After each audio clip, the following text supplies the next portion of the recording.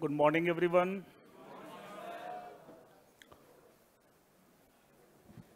तो आज वॉल्यूम 2 लेके आए हो। जैसे मैंने आपको बताया था, today I am going to start with a new topic that is the companies act 2013। आज हम वो स्टार्ट करेंगे। एक वो व्हाट्सएप ग्रुप में वो फाइल भी शेयर कर लो companies act.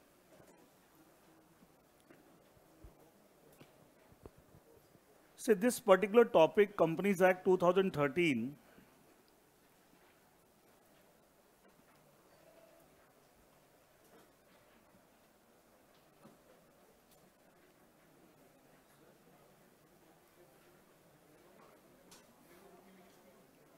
yeah, what about?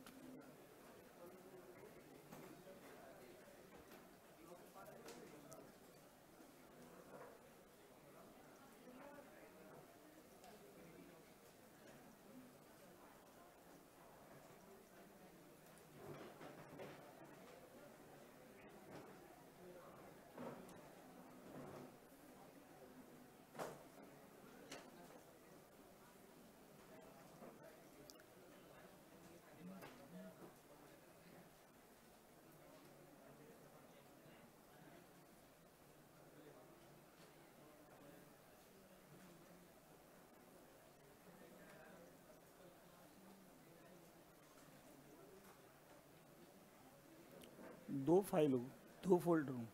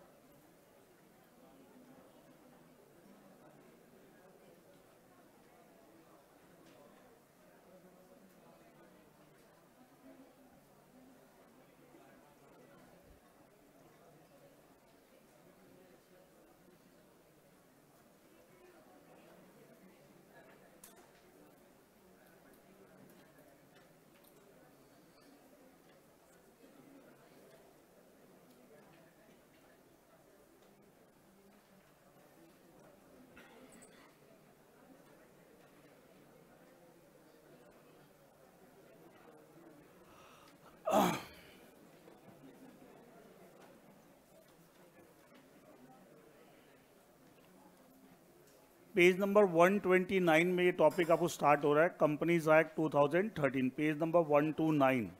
Index आपको बना हुआ है, इंडेक्स से भी देख सकते हैं।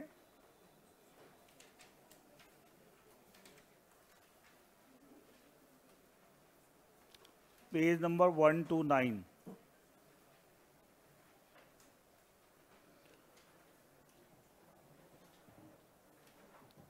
Let us first discuss the nature of this particular law कि साहब ये कंपनीज एक्ट 2013, ये जो लॉ है इसका क्या नेचर है एंड ये किस कॉन्टेक्स्ट में लॉ बना हुआ है।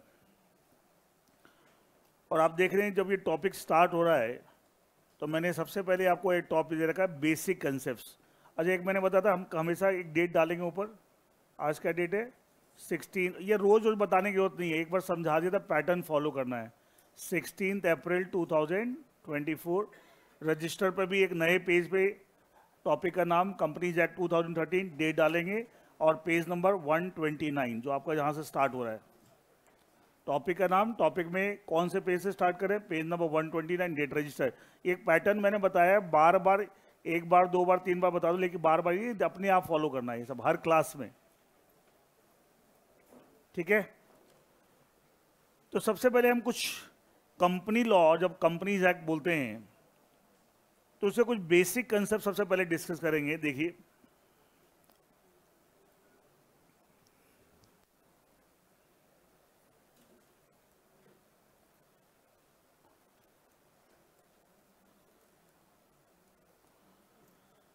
मैंने कंसेप्ट बताया था आपको कि सब लॉ और एक्ट में थोड़ा सा फर्क होता है।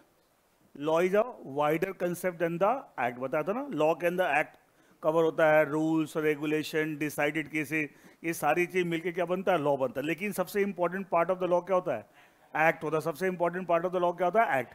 तो आपके लेवल पे आपको मतलब वैसे तो हम सब पढ़ेंगे, बट मेन आपको जब मैं लॉ बोल रहा हूँ एक्ट बोल रहा हूँ, आप समझिए एक ही बात बोल रहे हैं, ठीक है, कंफ्यूज नहीं होना। लेकिन वैसे बताया था थोड़ा सा डिफरेंस होता है और कुछ चीजें और ऐड होती हैं एक्ट के साथ, तब वो कंप्लीट लॉ बनता है। क्या बनता है, कंप्लीट लॉ। नाउ जो कंपनीज एक्ट 2013 या कह सकते हैं कंपनी लॉ, सबसे पहले ये समझते हैं कि जो कंपनी लॉ है इसका क्या नेचर है, ये लॉ किस चीज से रिलेटेड बना हुआ है। What is the nature of this particular law, that is the company law। और जब कंपनी लॉ बोल रहे हैं तो many we are talking about the companies act 2013। Clear now. अच्छा, can I say that there are various forms of doing the business. क्या business करने के क्या अलग अलग फॉर्म्स हैं। जैसे एक फॉर्म है, सबसे सिंपल फॉर्म प्रोप्राइटरी कंसर्न, अकेला बंदा है प्रोप्राइटरशिप बना के अपना बिजनेस कर रहा है and he is the proprietor. क्या दो या दो से ज्यादा लोग मिलकर एक पार्टनरशिप फॉर्म बना के बिजनेस कर सकते हैं, यस। क्या एलएलपी बना के बिजनेस कर सकते, लिमिटेड लाइबिलिटी पार्टनरशिप बना के बिजनेस कर सकते, yes. It means we have different forms of doing the business. अच्छा, अलग अलग फॉर्म ऑफ बिजनेस को रेगुलेट करने के लिए कि सब वो फॉर्म ऑफ बिजनेस बनेगा कैसे, उसके जो मेंबर जो भी लोग उस बिजनेस के पार्ट होंगे उनके क्या राइट्स होंगे, क्या लाइबिलिटी होंगी, क्या उसके लिए कोई ना कोई लॉ होगा to regulate that particular form of business, yes और नो। फॉर एग्जाम्पल, अगर दो या दो से ज्यादा लोग पार्टनरशिप फॉर्म बना के बिजनेस करते हैं तो which law is there to regulate that form of business, Indian partnership act 1932, वो भी आपके सिलेबस में। अगर दो या दो से ज्यादा लोग मिलकर एलएलपी बना के लिमिटेड लाइबिलिटी पार्टनरशिप बना के बिजनेस करते हैं तो which law will regulate that form of business, LLP act 2008, LLP act, वो भी आपके सिलेबस में। उसी तरीके से कहने से company is one of the forms of doing the business. बहुत तरीके से बिजनेस किया जा सकता है, उसमें वन ऑफ द ऑप्शन क्या है कि कंपनी फॉर्म ऑफ बिजनेस। क्या बोलेंगे, कंपनी फॉर्म ऑफ बिजनेस। और कंपनी लॉ जो है, क्या ये वो लॉ है और the companies act 2013 which regulates what, the company form of business. तो what is the nature of this law, this law regulates which form of business, company form of business. It mean company law या companies act बता, mainly it's act, बाकी और भी चीजें हैं आपको। The company law is the law, it is the law. What is the nature of this law? It is the law which, company law is the law which regulates the company form of business.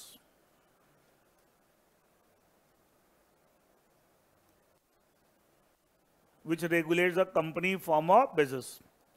इस बात को ऐसे बोल सकते हैं कि whenever any business is done in the form of a company, then each and every aspect of that business will be regulated by which law, company law। that is the nature of this law।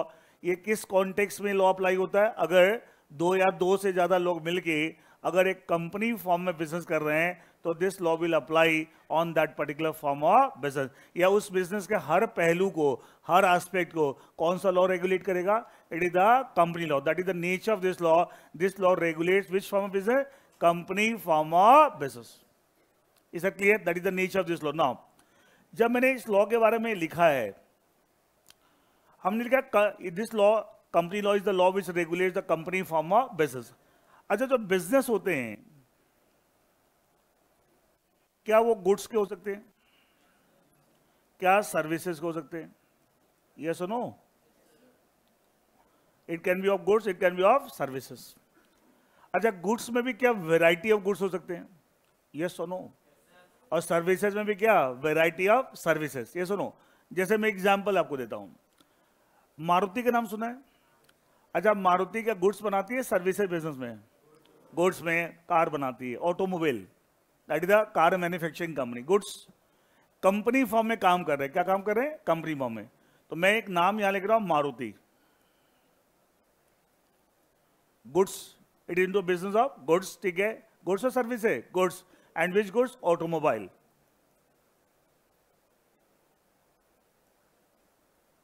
मैं एक दूसरी company का नाम लिख रहा हूं,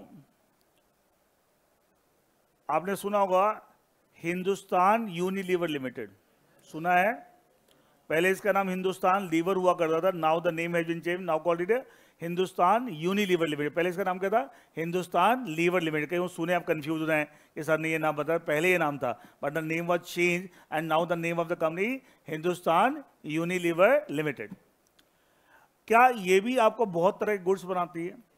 अच्छा, इसका तो बहुत सारे बिजनेस, एक बिजनेस, अच्छा एक ही कंपनी में मल्टीपल बिजनेस हो सकते हैं। अच्छा, ब्रॉडली क्या बोल रहे हैं? हाँ, डाइवर्सिफाइड बिजनेस हो सकते हैं, ठीक है। अच्छा, इसके लिए एक टर्म शायद आपने कहीं पढ़ा होगा कि जब एक ही ऑर्गेनाइजेशन के अंदर बहुत तरह के और वैरायटी ऑफ बिजनेस होते हैं तो उसको बोलते हैं कॉन्ग्लोमरेट। क्या बोलते हैं? शायद सुना होगा आपने टर्म, क्या बोलते हैं? सुना है?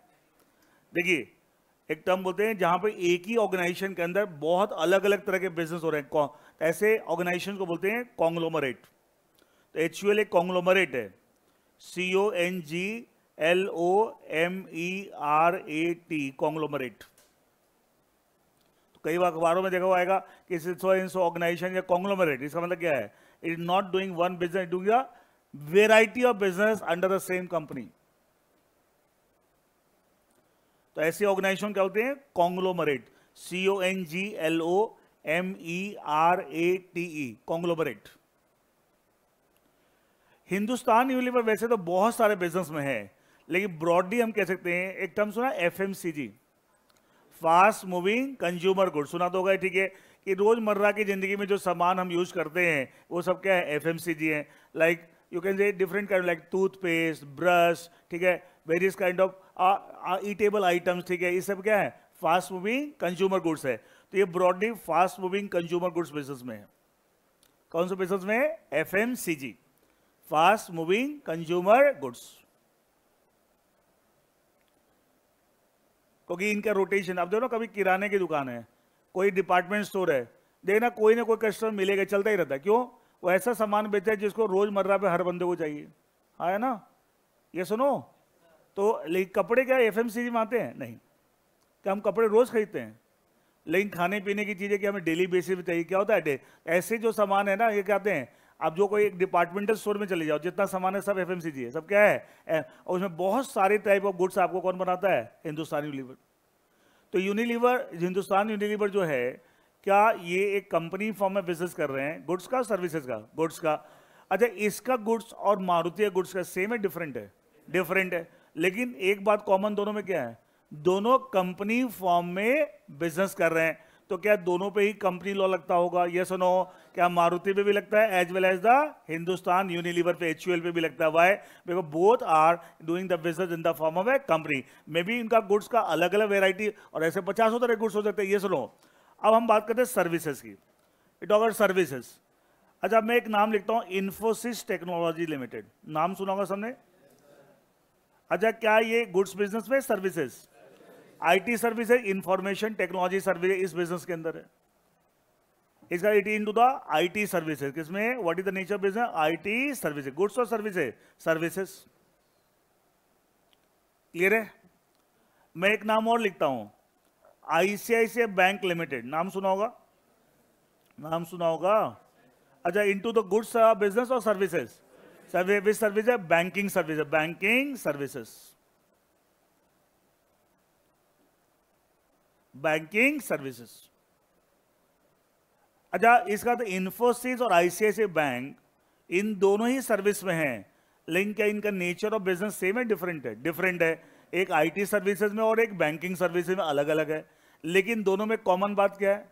क्या दोनों ही कंपनी फॉर्म में बिजनेस कर रहे हैं? इसका तो क्या दोनों पे कंपनी लॉ अप्लाई होता होगा? यस और नो? इट मींस, अब देखो आपके सामने 4 कंपनी को नाम है लिखे, चारों ही एक्चुअली कंपनी फॉर्म में बिजनेस कर रहे हैं। चारों में कॉमन बात क्या है?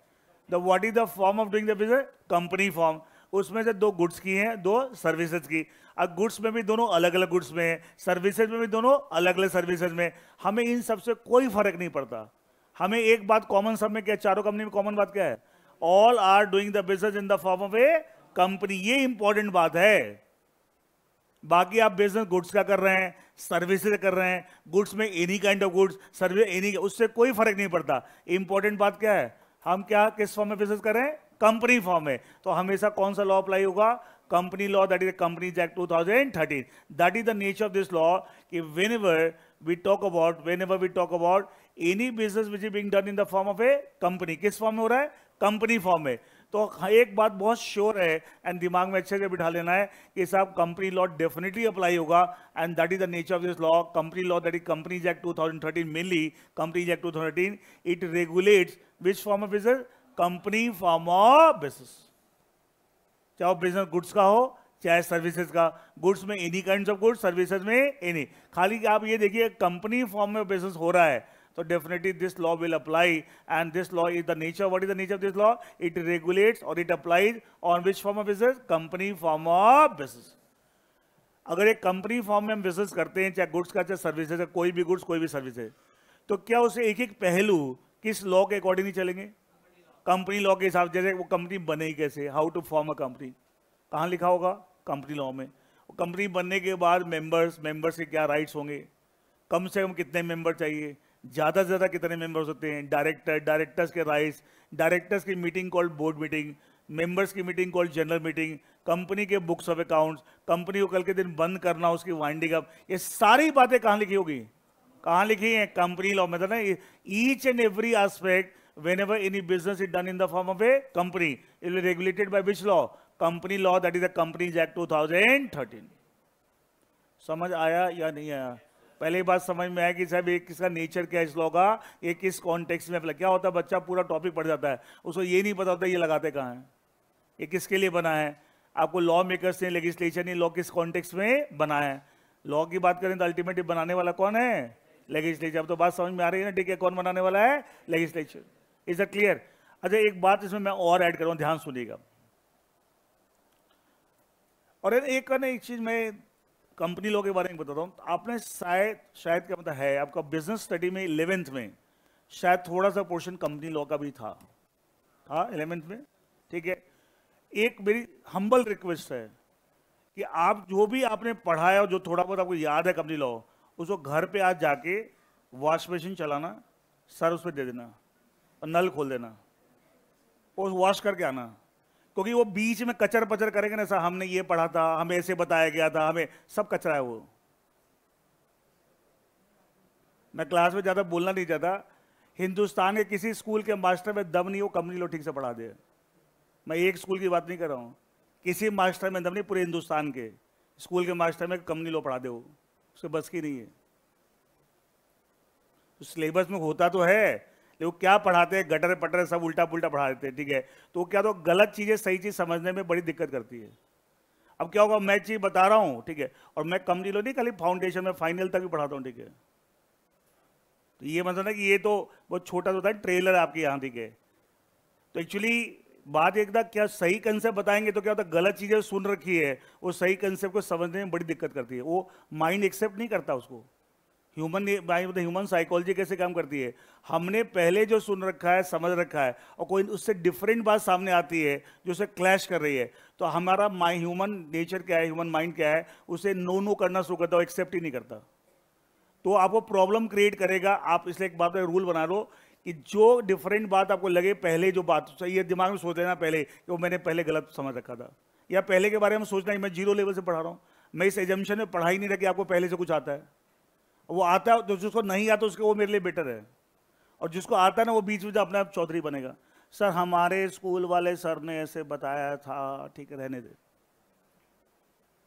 हो गई स्कूल खत्म हो गई बात, अब स्कूल से बाहर आ गए, वो रहने देने से बीच में टांग नहीं अड़ाना, ठीक है. और अगर कहीं लगे दिमाग प्रॉब्लम कर रहा है तो मान लेना कि साहब पहले वाला क्या था, गलत था. फिर भी कोई दिक्कत हो तो मेरे से आगे पूछ लेना. फिर भी कोई दिक्कत है, सेटिस्फाई नहीं हो पा रहे हो तो मेरे से पूछ लेना, कोई दिक्कत नहीं है. कोई पहले वाला वो ज्ञान बड़ा खतरनाक है, ठीक है, वो खतरनाक ज्ञान आना बड़ा प्रॉब्लम क्रिएट करता है. वो कहीं एक लाइन हमने सुना हुआ, एक बोर्ड है एकदम क्लीन है, क्या उसमें वेरी इजी टू राइट है ना, बट उस बोर्ड के ऊपर कई सारे कार्यक्रम कई लोगों ने पहले से घिच-पिच कर रखी है. क्या उसके ऊपर क्या आपको आसान है लिखना? तो वही होता है, आपके दिमाग इज लाइक दैट बोर्ड. आपके दिमाग में घिच-पिच पहले किसी ने कर दी है, अब उसको सही समझाओ, समझ ही नहीं, तैयार ही नहीं वो, कारण क्या, ऊट पटांग चीजें दिमाग में भर दी है पहले, ठीक है. अब वो दिक्कत, अब जिसका एकदम क्लीन है, जिसको कुछ पता ही नहीं है, क्या उसको समझाना बहुत आसान है. तो इसलिए अगर कंफ्यूजन हो तो बेटर ये दिमाग को पहले ही बोल देना कि भाई पहले वाला मैंने नहीं गलत पढ़ रखा है. दूसरा, फिर भी अगर लगता है कोई दिक्कत आ रही है, मन नहीं मान रहा, कहीं होता है कीड़ा होता है कई लोगों को, ठीक है. अच्छा, कई लोगों को ये भी बीमारी होती है कि सर को टेस्ट करके देख ले, भाई अभी तुम उस लेवल पे नहीं हो। कई बच्चे ना कल मेरे व्हाट्सएप पे अजीबो गरीब से डाउट पूछ रहे हैं, मैं कहा भाई जितना बता रहा हूँ सब फोकस कर। कहीं हो क्या हो पता क्या लगता है, ऐसा सवाल बनाऊंगा सर को फंसा दूंगा। तुम अभी बच्चे हो, मेरी बेटी तुमसे बड़ी है, तुम्हारे पापा भी मेरे से हो सकता है उम्र में छोटे होंगे, मोस्टली आप लोग के फादर भी हो सकता है 50 का नहीं होंगे। तो बहुत एक्सपीरियंस, और ये बोस्ट नहीं करा, कॉन्फिडेंस है, एरोगेंट नहीं, कॉन्फिडेंस है। इसलिए उठ पटांग चीजों नहीं पढ़ना, जो फोकस जो समझाया जा रहा है उसको फोकस, हाँ उससे रिलेटेड जितने डाउट पूछने हैं, लेकिन ओवर स्मार्टनेस नहीं दिखानी। उठ पटांग क्वेश्चन बनाए वो अच्छा क्या होता है, आप जो उठ पटांग, वो क्वेश्चन ही गलत होते हैं, वो क्वेश्चन ही क्या होता है, गलत होते हैं। अब जब क्यों आपने क्वेश्चन बना लिया, आपको सारी चीजें पता ही नहीं है, आपको बहुत लिमिटेड चीजें पता है, तो आप उसी दायरे में रह कुछ बनाते रहते हैं, ठीक है, अब बड़े खुश होते हैं, याद है क्या तगड़ा सा क्वेश्चन मैंने बनाया। बाहर जाके बोलोगे ना कि सामने, बोले पागल है, बोले क्या बातें कर रहे हैं। इसलिए ना वो चीजें अभी उसमें मत जाइए, जितना आपको समझाया जा रहा है उस फोकस कीजिए।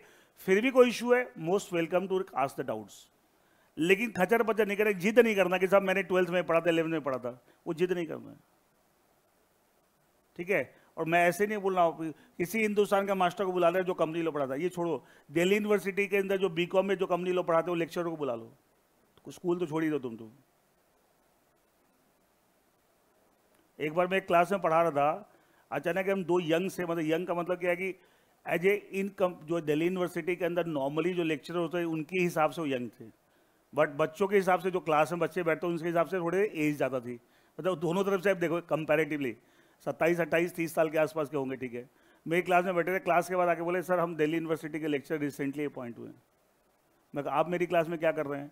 सर हमारा मैं CS की क्लास है, कंपनी सेक्रेटरी, सर हमारा CS करने का मन है, अल्टीमेटली हम कॉर्पोरेट वर्ल्ड में जाना चाहते हैं, लेकिन फिलहाल हमारे पास कोई प्रोफेशनल डिग्री नहीं है, तो हम आपको टीचिंग में हैं, ठीक है, लेकिन हम CS करके हम कॉर्पोरेट वर्ल्ड में जाते हैं।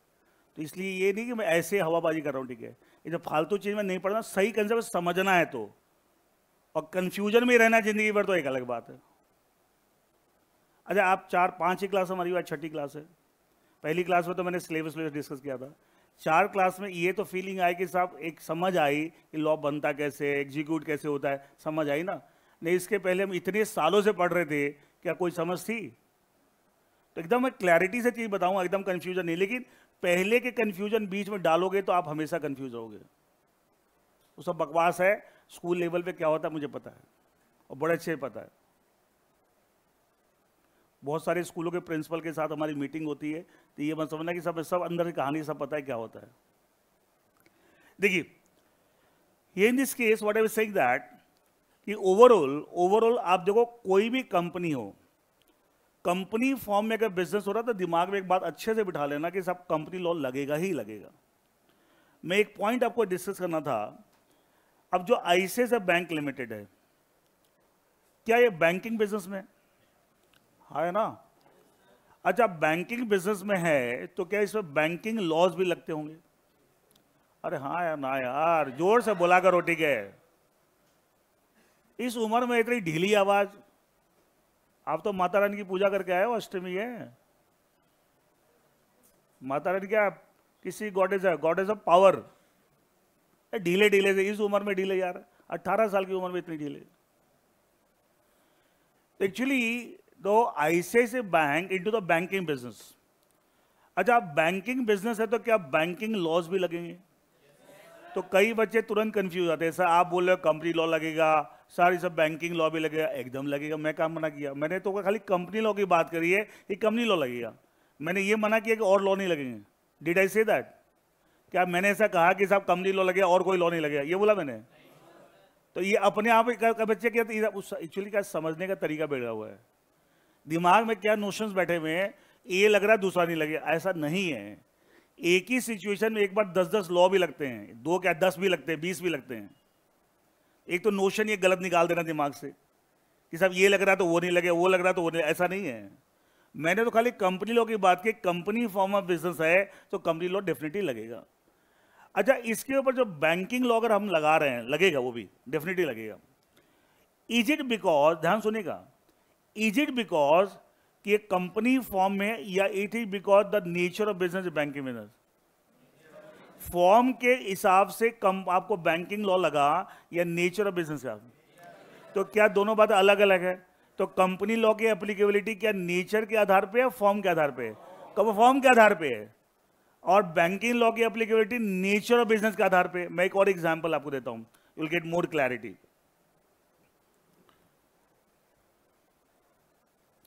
एक तरफ हम लिखते हैं आईसीआईसीआई बैंक, आपने एक बैंक का नाम रखा state bank of India, SBI, state bank of India. अच्छा एक चीज बताइए, और ये कंपनी फॉर्म में नहीं है, SBI not a company, state bank of India is not a company, clear है? एसबीआई कंपनी नहीं है, ठीक है? इसको बोलते हैं, कंसेप्ट बोलते हैं स्टैट्यूटरी, इसके लिए अलग से। अच्छा कंपनी होती तो किस लॉ के अंदर बनी होती? कंपनी लॉ के अंदर बनी होती, लेकिन ये कंपनी लॉ में नहीं बनी हुई, इसके लिए अलग से एक एक्ट पास हो रखा है पार्लियामेंट में, एसबीआई एक्ट। एक्ट का नाम है एसबीआई एक्ट, और ये एक्ट पास किया था पार्लियामेंट ने for the purpose setting of the SBI. इसका था कंपनी में बनी हुई, कंपनी लॉ के अंदर बनी हुई है नहीं। तो कोई भी कंपनी होगी तो किस लॉ के अकॉर्डिंग बनी होगी? कंपनी लॉ के हिसाब से। तो ये कंपनी लॉ के हिसाब थोड़ी बनी हुई, किसके साथ बनी हुई है? SBI act. तो ये कंपनी नहीं है, it's not a company, clear? अब देखो, अगर मैं बात करूं कि नेचर ऑफ बिजनेस के हिसाब से, नेचर ऑफ बिजनेस के हिसाब से अगर बात करूं,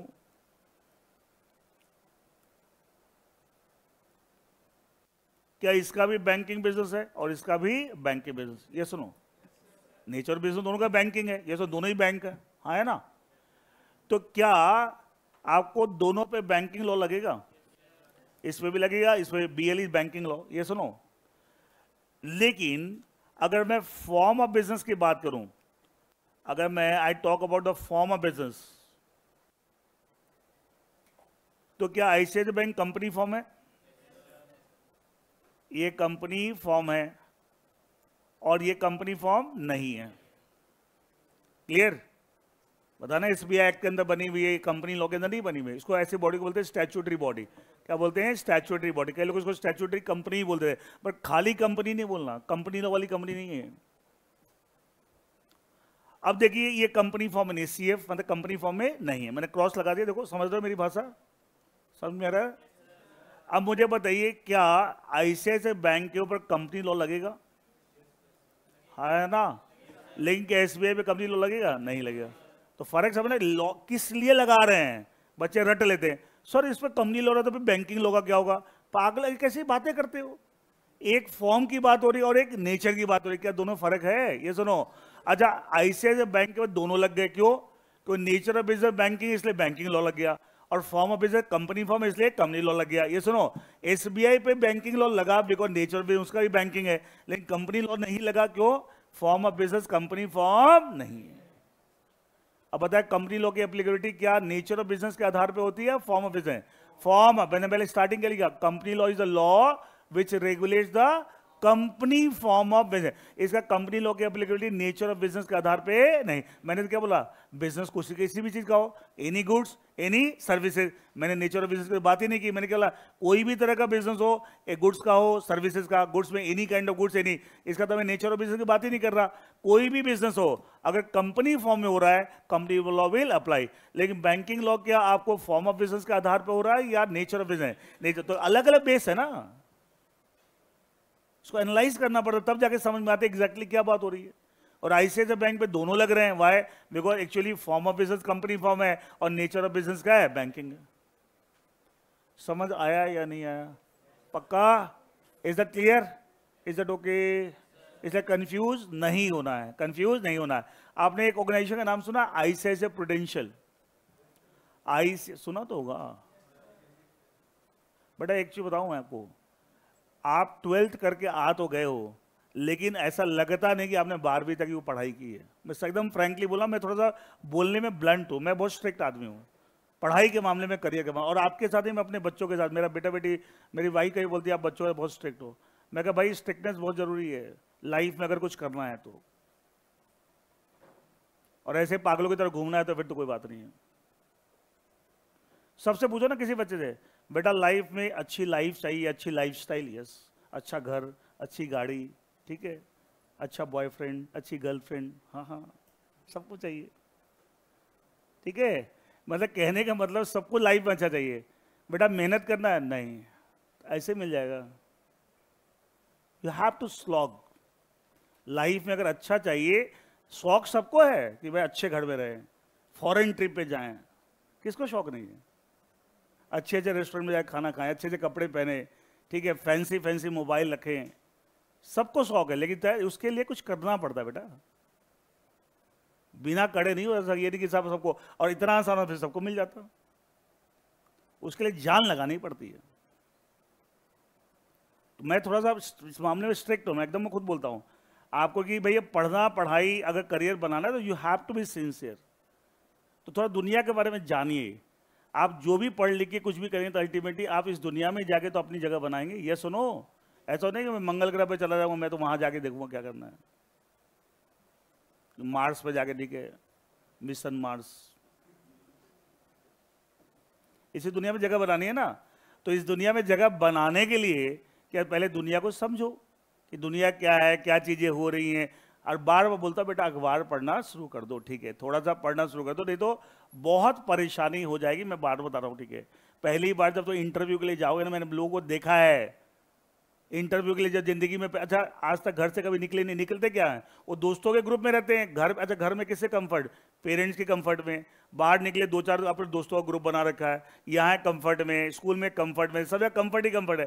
पहली बार आर्टिकलशिप के लिए तुम इंटरव्यू में जाओगे, कई लोगों में देखा रोने लग जाते हैं लिटरली, मेरे हाथ पैर कांप रहे, मुझे समझ नहीं आ रहा क्या, क्योंकि जिंदगी में कभी एक्सपोजर लिया ही नहीं, जानते नहीं बाहर की दुनिया क्या होती है, जान निकल जाती है वहां पे। तो टेक एक्सपोजर, थोड़ा अपने आप को बाहर निकालो, बुद्धुओं की तरह घर में घुसे मत रहो, ठीक है। घर में कोई भी ट्रांजेक्शन होती है, बैंक से रिलेटेड कोई काम हो, पापा कोई इंश्योरेंस पॉलिसी, मम्मी कोई इंश्योरेंस पॉलिसी ले रही है, कोई प्रॉपर्टी का लेना देना हो रहा है, कोई किराए पे प्रॉपर्टी ली दी जा रही है, सब जगह इन्वॉल्व होना शुरू कर दो, समझो क्या हो रहा है।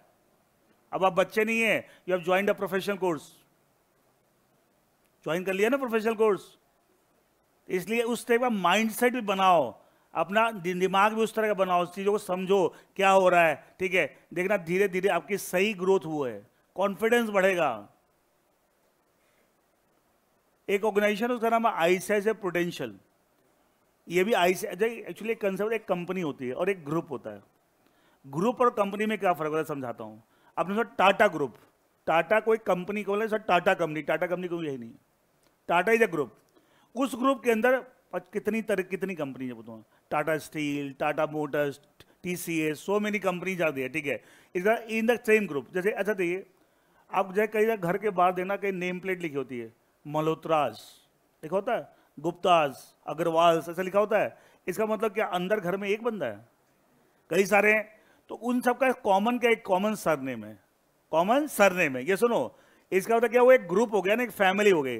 तो बंदा एक थोड़ी है, बंदे तो कई सारे हैं। तो वैसे क्या जो बोलते हैं ग्रुप बोलते हैं, तो क्या है वो एक टाटा ग्रुप, इसका मतलब क्या है, उस ग्रुप के अंदर क्या एक कंपनी है, बहुत सारी कंपनीज है, बहुत। तो कई बच्चे आगे बोलते हैं sir Tata company, Tata company कोई है ही नहीं। अच्छा कोई जैसे घर के बाहर लिखा हो गुप्तास, तो अंदर घर के अंदर जाओगे, सर गुप्ता से मिलना, मतलब कौन सा गुप्ता, घर में 5 लोग रहते हैं, 5 गुप्ता हैं, तो बताना पड़ेगा ना, नाम आगे फर्स्ट नेम बताना पड़ेगा। इसका तो क्या है, वो तो क्या खाली ग्रुप को डिनोट कर रहा है, पूरी फैमिली को डिनोट कर रहा है, हाँ या ना। तो वैसे ही कंपनीज में ग्रुप का कंसेप्ट होता है। तो actually Tata is not a company, Tata is a group, under the same group we have so many companies like Tata Consultancy Services, Tata Motors, Tata Steel, we have so many companies आते हैं। एंड ये companies के नाम है, टाटा स्टील, टाटा कोई कंपनी का नाम नहीं है, टाटा इज अ ग्रुप, मतलब बिरला ग्रुप, ठीक है, तो बिरला इज अ ग्रुप, ठीक है। तो वैसे आईसीआईसीआई भी एक बहुत बड़ा ग्रुप है, और आईसीआईसीआई ग्रुप के अंदर बहुत सारी कंपनीज हैं। उसके अंदर एक कंपनी आईसीआईसीआई बैंक लिमिटेड, मैंने आपके सामने लिखा। एक दूसरी कंपनी, उसका नाम आईसीआईसीआई प्रूडेंशियल, क्या नाम है, आईसीआईसीआई प्रूडेंशियल। ये इंश्योरेंस बिजनेस में, किसमें, इंश्योरेंस बिजनेस, और कंपनी फॉर्म में, कंपनी लॉ के अंदर ही बनी हुई है। इसका मतलब मुझे बताइए, अब मैं एक तरफ लिख रहा हूं आईसीआईसीआई प्रूडेंशियल, और एक आपने सुना होगा LIC, life insurance corporation of India, सुना है सबने, एलआईसी। अच्छा आईसीआईसीआई प्रूडेंशियल, हाँ जो एकदम पुराने जमाने की चीजें वो तो सब जानते हैं, तो आजकल लेटेस्ट चीजें भी समझो भाई, ये तो बहुत पुराने, दादाजी भी आपके जानते हो एलआईसी, पुराने सबसे ये शुरू से, लेकिन ये सब चीजें अब नई नहीं बनी। नई क्या मतलब, ये कल नहीं बनी है, इसको बने हुए 20 साल हो गए कम से कम। समझिए क्या चीजें हैं कि आज क्या चल रहा है, ठीक है। अच्छा, ये दोनों ही इंश्योरेंस में, दोनों ही क्या है, इंश्योरेंस में। लेकिन आईसीआई प्रूडेंशियल कंपनी फॉर्म में और एलआईसी कंपनी फॉर्म ने इसके लिए अलग से पार्लियामेंट एक्ट पास, एलआईसी एक्ट। जैसे एसबीआई के लिए एसबीआई एक्ट है, वैसे एलआईसी के लिए एलआईसी एक्ट। क्लियर है? इसका मतलब एक कंपनी है क्या एलआईसी? अरे क्या एलआईसी कंपनी है क्या? अच्छा, आम जिंदगी में तो क्या बोलते हैं, एलआईसी कंपनी। कितने लोग बोलते हैं एलआईसी कंपनी? क्या एलआईसी कंपनी है? नो। अगर कंपनी होती तो किस लॉ में बनी होती? कंपनी लॉ में। बट क्या इसके लिए अलग से पार्लियामेंट ने एक्ट पास करा, सर नाम क्या है, एलआईसी, उसके अंदर बनी है ये। और इसका जो काम काज होता है किस लॉ से गवर्न होता है? एलआईसी एक्ट बनाया है उसी के लिए, इसी एक्ट के हिसाब से बनी ऑर्गेनाइजेशन, और इसका सारा काम काज एलआईसी एक्ट के हिसाब से चलता है। और हम लोग कंपनी, अगर कंपनी फॉर्म में होती है किस लॉ से चलता? कंपनी लॉ से। क्लियर है? ये कंपनी नहीं है। लेकिन नेचर ऑफ बिजनेस दोनों का सेम है, हाँ या ना? क्या ये भी इंश्योरेंस बिजनेस में, ये भी इंश्योरेंस बिजनेस में? तो क्या इंश्योरेंस बिजनेस के इंश्योरेंस लॉज होते हैं? तो क्या दोनों पे इंश्योरेंस लॉ लगते होंगे? यस। वाई? दोनों का नेचर ऑफ बिजनेस सेम है। लिंक के कंपनी लॉ दोनों पे लगता है? किस पे लगता है? आईसीआई प्रूडेंशियल, लेकिन एलआईसी पे नहीं लगता। Why? Because company law apply on the basis of form of business, and if a company form तब लगेगा, और ICICI Prudential in the form of a company. लेकिन LIC is not a company, it is established under the LIC act. समझ में आ गया? दूसरा example, ऐसे बहुत सारे एग्जाम्पल बन सकते हैं। अंडरस्टैंड कि हम कोई लॉ किस तरीके से अप्लाई कर रहे हैं। तो कंपनी लॉ की एप्लीकेबिलिटी किसके बेसिस होती है? Company form of business. Form of business कौन सा फॉर्म? कंपनी फॉर्म, तब कंपनी लॉ लगेगा। अगर कंपनी फॉर्म में नहीं है, किसी भी फॉर्म में कंपनी लॉ नहीं लगेगा। अगर कंपनी फॉर्म में है तो लगेगा। अब नेचर ऑफ बिजनेस हमें कोई मतलब नहीं जब कंपनी लॉ अप्लाई कर रहे हैं। क्या हमें नेचर वेदर ना, company law applies on regulate the company form business, business goods का हो, सर्विसेज का हो, एनी गुड्स एनी सर्विस। अभी 4 कंपनी का एग्जाम्पल दिया था, क्या वो सब अलग अलग type of nature of business सबका क्या है, अलग अलग, लेकिन सब में कॉमन बात क्या थी? कंपनी फॉर्म में हो रहा है, तो सब पे कंपनी लॉ लग रहा है। सब पे क्या लग रहा है? कंपनी लॉ लग रहा है। ये बात क्लियर हुई? Is the clear? बेटा अखबार पढ़ो, बार बोला मैं इस, और मैं जब लोगों को देखता हूं ना, मुझे इस तरह खराब लगता है। एक डेटा बताऊंगा तो आप सुन के हैरान हो जाएंगे। कुछ बच्चे क्लास के बाद खड़े थे, मैं उनको इस बात बता रहा था, पूरी क्लास को बताता हूँ। आज हिंदुस्तान की पॉपुलेशन कितनी? 140 करोड़। अच्छा, 140 करोड़ में 1% निकालो, क्या आएगा? 1.4 करोड़। ये सुनो, 1.4 करोड़। अच्छा, इंडिया में जितने प्रोफेशंस हैं, चाहे वो सीए, चाहे सीए, चाहे एमबीए, चाहे डॉक्टर, मैं खाली कॉमर्स की बात नहीं कर रहा हूँ, any kind of profession, doctors, engineer, कुछ भी ले लीजिए, ठीक है, film writer, script writer, actor, सब जो भी ले लीजिए आप, ठीक है, सब मिला लो, क्या आपको लगता है 1.4 करोड़ होंगे? मैं पूछ रहा हूँ आपसे। नहीं है भाई, कई लोगों को लगता। अच्छा, आज सीए प्रोफेशन इतने सालों से चल रहा है, आज हिंदुस्तान में टोटल चार्टर्ड अकाउंट कितने होंगे? 2.5-3 लाख। बताओ, इतने सालों से चल रहा है, तब जाके 2.5-3 लाख पे पहुंचे हैं। समझ रहे हो? कंपनी सेक्रेटरी प्रोफेशन टोटल 65-70 हजार। मैं जब सीएस बनाता था, मुझे नंबर, एक्चुअली आप मेंबर, आप जब सीए बनोगे तो एक मेंबरशिप नंबर मिलेगा, वो नंबर ऑर्डर में मिल रहा है, ऑर्डर में, एक सीरियल ऑर्डर में। तो मैं जब सीएस बना था, मेरा नंबर था 13627। इसका मतलब क्या हुआ? 13,627। तो मेरे से पहले सिर्फ 13,626 कंपनी सेक्रेटरी बने थे हिंदुस्तान में।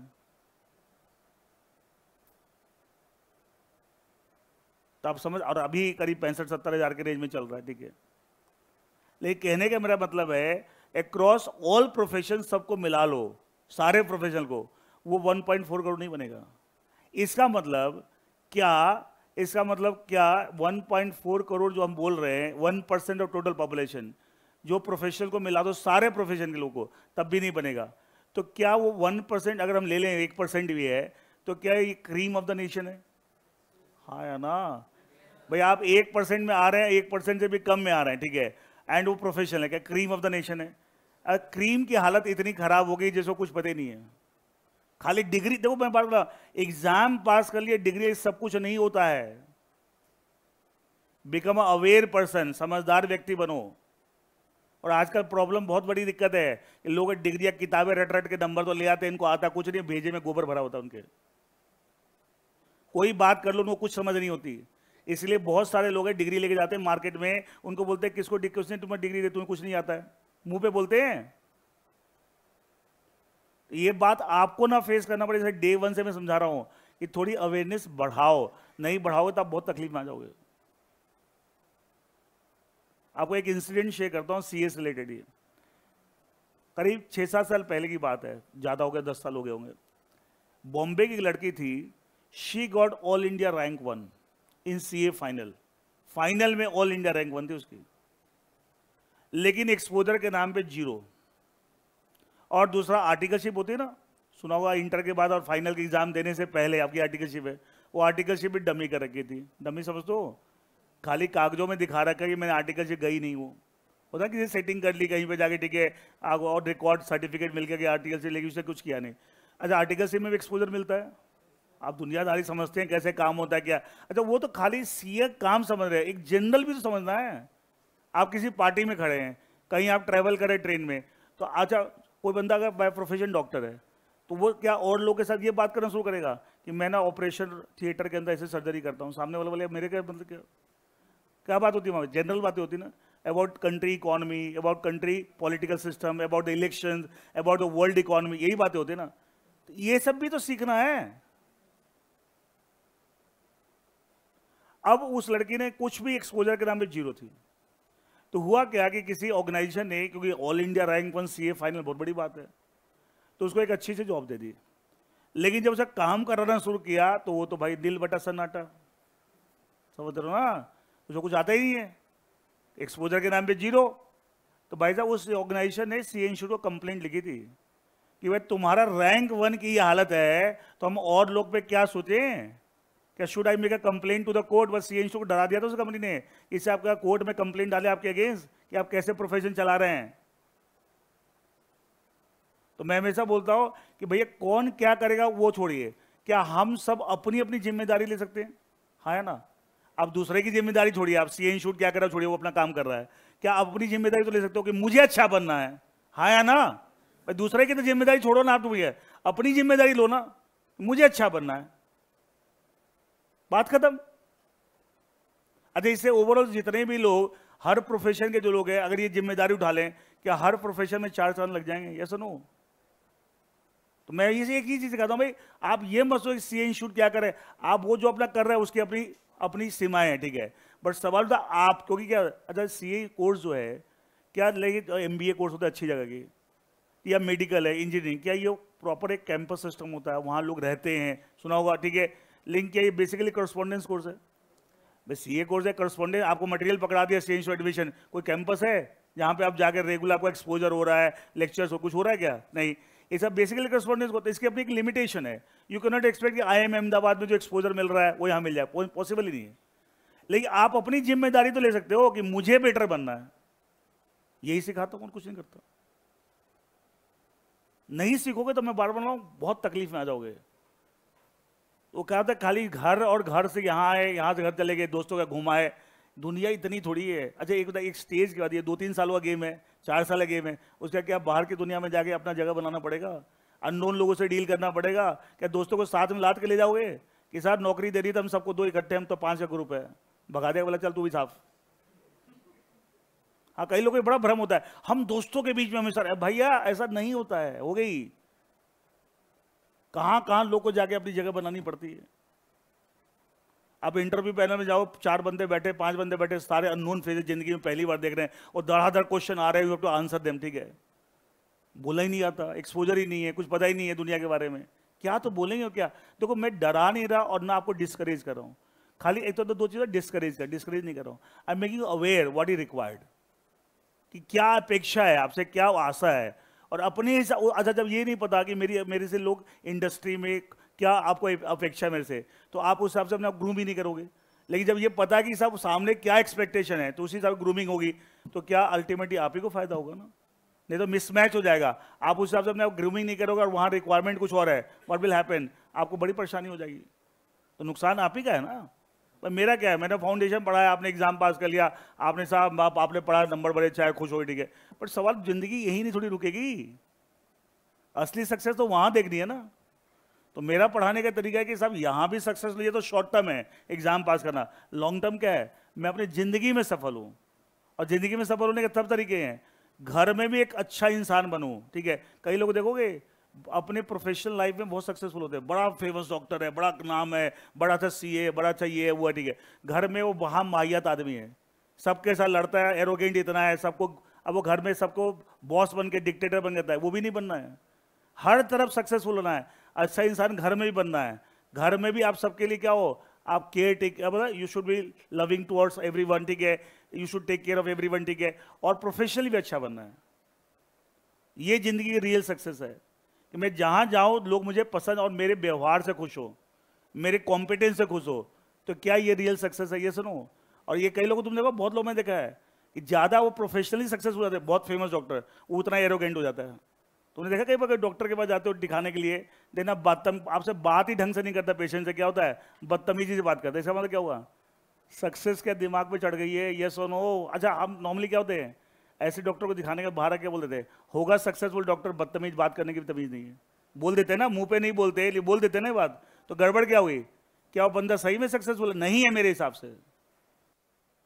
अच्छा, वही किसी का नाम बहुत हो, 1 महीने के बाद की अपॉइंटमेंट मिली हो, और तुम गए, बड़े अच्छे हिसाब से बात की, बड़े प्यार से आपकी सारी प्रॉब्लम समझी, फिर उसके हिसाब से उसने कुछ दवाइयाँ लिखी या टेस्ट लिखे, अब नहीं बोलेगे बाहर के, यार ये बंदा का इतना नाम है लेकिन कितना हम्बल है, कितना डाउन टू अर्थ है। तो एक तो उसकी कॉम्पिटेंस की हम बड़ाई कर रहे हैं, और दूसरा क्या है, उसके ह्यूमन बिहेवियर की। तो हम बोलते हैं कि साहब अच्छा प्रोफेशनल तो बनना ही, बट उससे पहले अच्छा इंसान भी बनना है। गंदा इंसान बने कोई फायदा नहीं है। कई लोग तो एटीट्यूड में रहते हैं, किस बात का एटीट्यूड, हम्बल रहिए, डाउन टू अर्थ रहिए, अच्छा बनिए लेकिन साथ में हम्बल रहिए, एटीट्यूड में नहीं रहना, be a very humble, very polite. मेरे कितने स्टूडेंट मुझे मिलते हैं, सर आपसे 20 साल पहले पढ़े थे, 20 साल पहले जैसे थे आप आज भी वैसे। मैं कहा जो बदल जाओ इंसान क्या।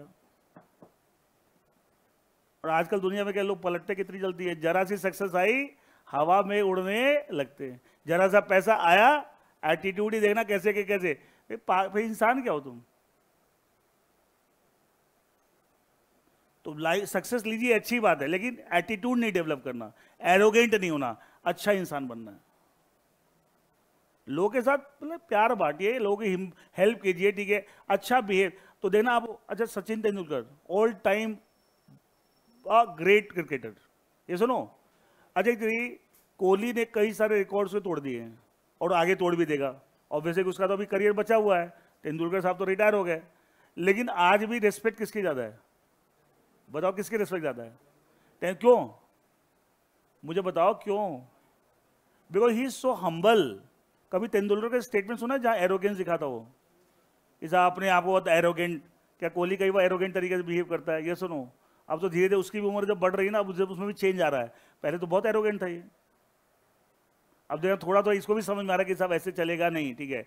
तो जिंदगी में अगर आपको एक्स्ट्रा ऑर्डिनरी सक्सेसफुल होना ना, तो कॉम्पिटेंस तो चाहिए कि आप जो भी काम करें उसमें आप अच्छे हों, लेकिन इसके साथ अच्छा बिहेवियर, गुड ही behaviour. Amitabh Bachchan is another example, 80 years 81 years age, आज भी देखा क्या बोलता वो कि आज मैं पहली शॉट किसी फिल्म को, नई फिल्म स्टार्ट होती है, उसका पहला शॉट, तो आज मैं नर्वस फील करता हूँ। बताइए, इस बंदा मतलब एक्टिंग का मतलब गॉड मानते, ठीक है, और बंदा मतलब ये बात बोलता है, क्या इसकी हम्बलनेस, मॉडेस्टी दिखाती है बंदा कितना हम्बल है। और नहीं तो देखो आज के नौसिखिए जो एक्टर होते हैं, अरे हमारे लिए सब क्या है, एटीट्यूड है ना, ठीक है, एटीट्यूड है, you should very humble, very polite, तभी अमिताभ बच्चन है। सब नहीं बन सकते भाई, सब नहीं बन सकते, खाली पैसा कमा लें सब कुछ नहीं होता। भाई शाहरुख खान ने ज्यादा पैसे कमा सका, उसके आसपास भी पैर के जूते के बराबर भी नहीं है।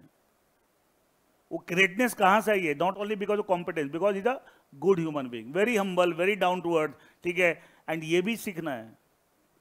आजकल ज्यादातर देखा गया लोगों को जरा सी सक्सेस आए, थोड़ा सा पैसा आ जाए, भाई साहब 7वें आसमान में रहते हैं। ये पॉइंट क्लियर सबको, ठीक है। तो कंपनी लॉ जो है क्या, what is the nature of this business? It is the law which regulates the company. देखो मैं एकदम स्टार्ट को, अब मैं कंपनी लॉ का बेस बना रहा हूं, तो आपको यही नहीं पता कंपनी लॉ क्या है, कहां अप्लाई होता है, तो आगे हर जगह फिर फंसोगे। Is this clear to everyone? अच्छा, जब कंपनी लॉ जब हम बोलते हैं, जो कंपनी लॉ बोलते हैं, तो मेनली मैंने कहा था कंपनीज एक्ट 2013।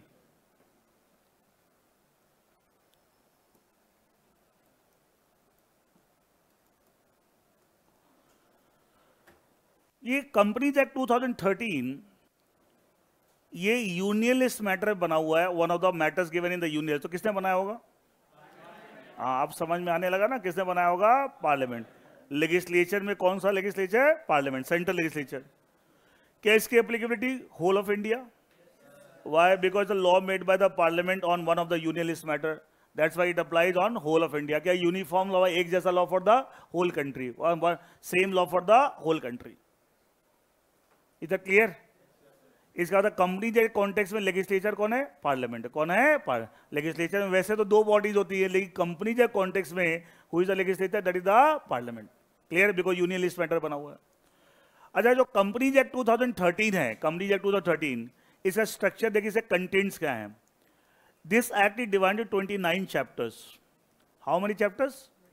जैसे उस दिन मैं एलएलपी एक्ट खोल के दिखा रहा था, तो क्या उसमें कई सारे चैप्टर्स थे? ये सुनो, तो इसमें कितने चैप्टर हैं? 29 चैप्टर। और टोटल 29 चैप्टर में कितने सेक्शन है? 470 सेक्शंस। तो ये 470 सेक्शन अलग से चैप्टर का पार्ट है। बताया, उस दिन में दिखाया था ना, जैसे चैप्टर नंबर 1 है इसका, उसमें सिर्फ 2 ही सेक्शन है, 1 और 2। चैप्टर नंबर जो 2 है इसका, उसमें सेक्शन 3 से लेके 22 तक, कितने? 3 to 22, ऐसे करके आपको। अच्छा, इसका बताओ, लास्ट चैप्टर 29 चैप्टर, उसका लास्ट सेक्शन नंबर क्या होगा? 470। इसका ये अलग अलग नहीं है।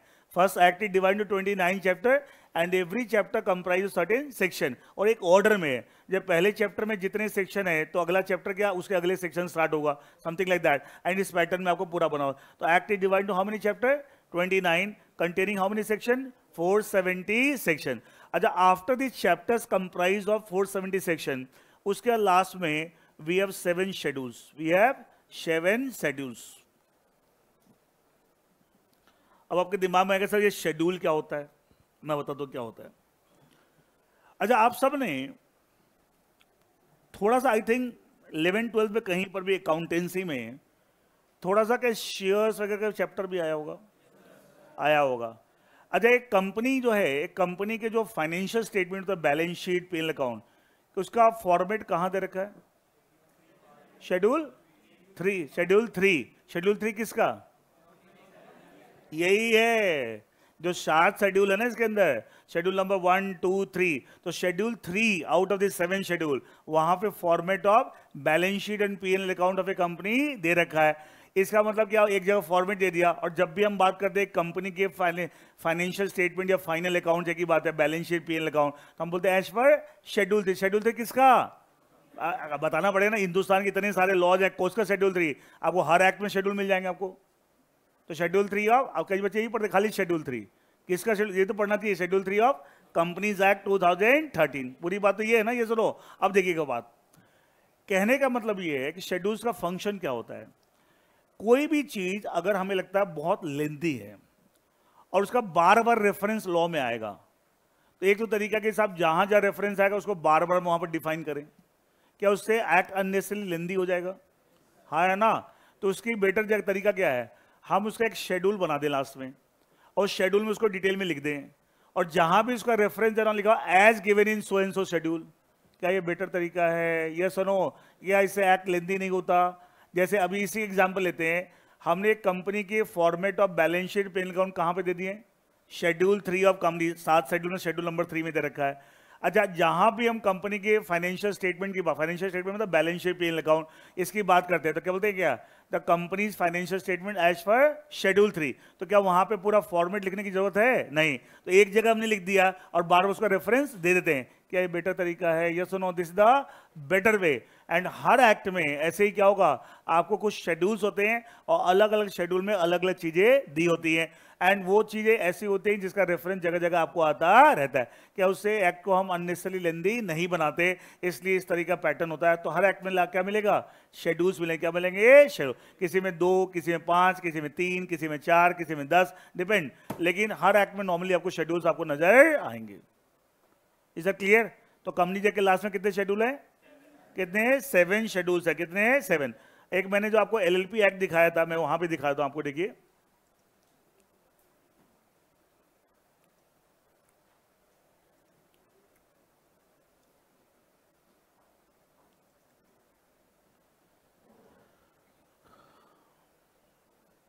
और बेटा, ये जो एक्स्ट्रा चीजें बता रहा हूँ कि अखबार पढ़ो, अवेयर हो, ये खाली आपके फायदे के लिए, मेरा कोई फायदा। अच्छा, तो इसमें मेरा समय भी लगता है।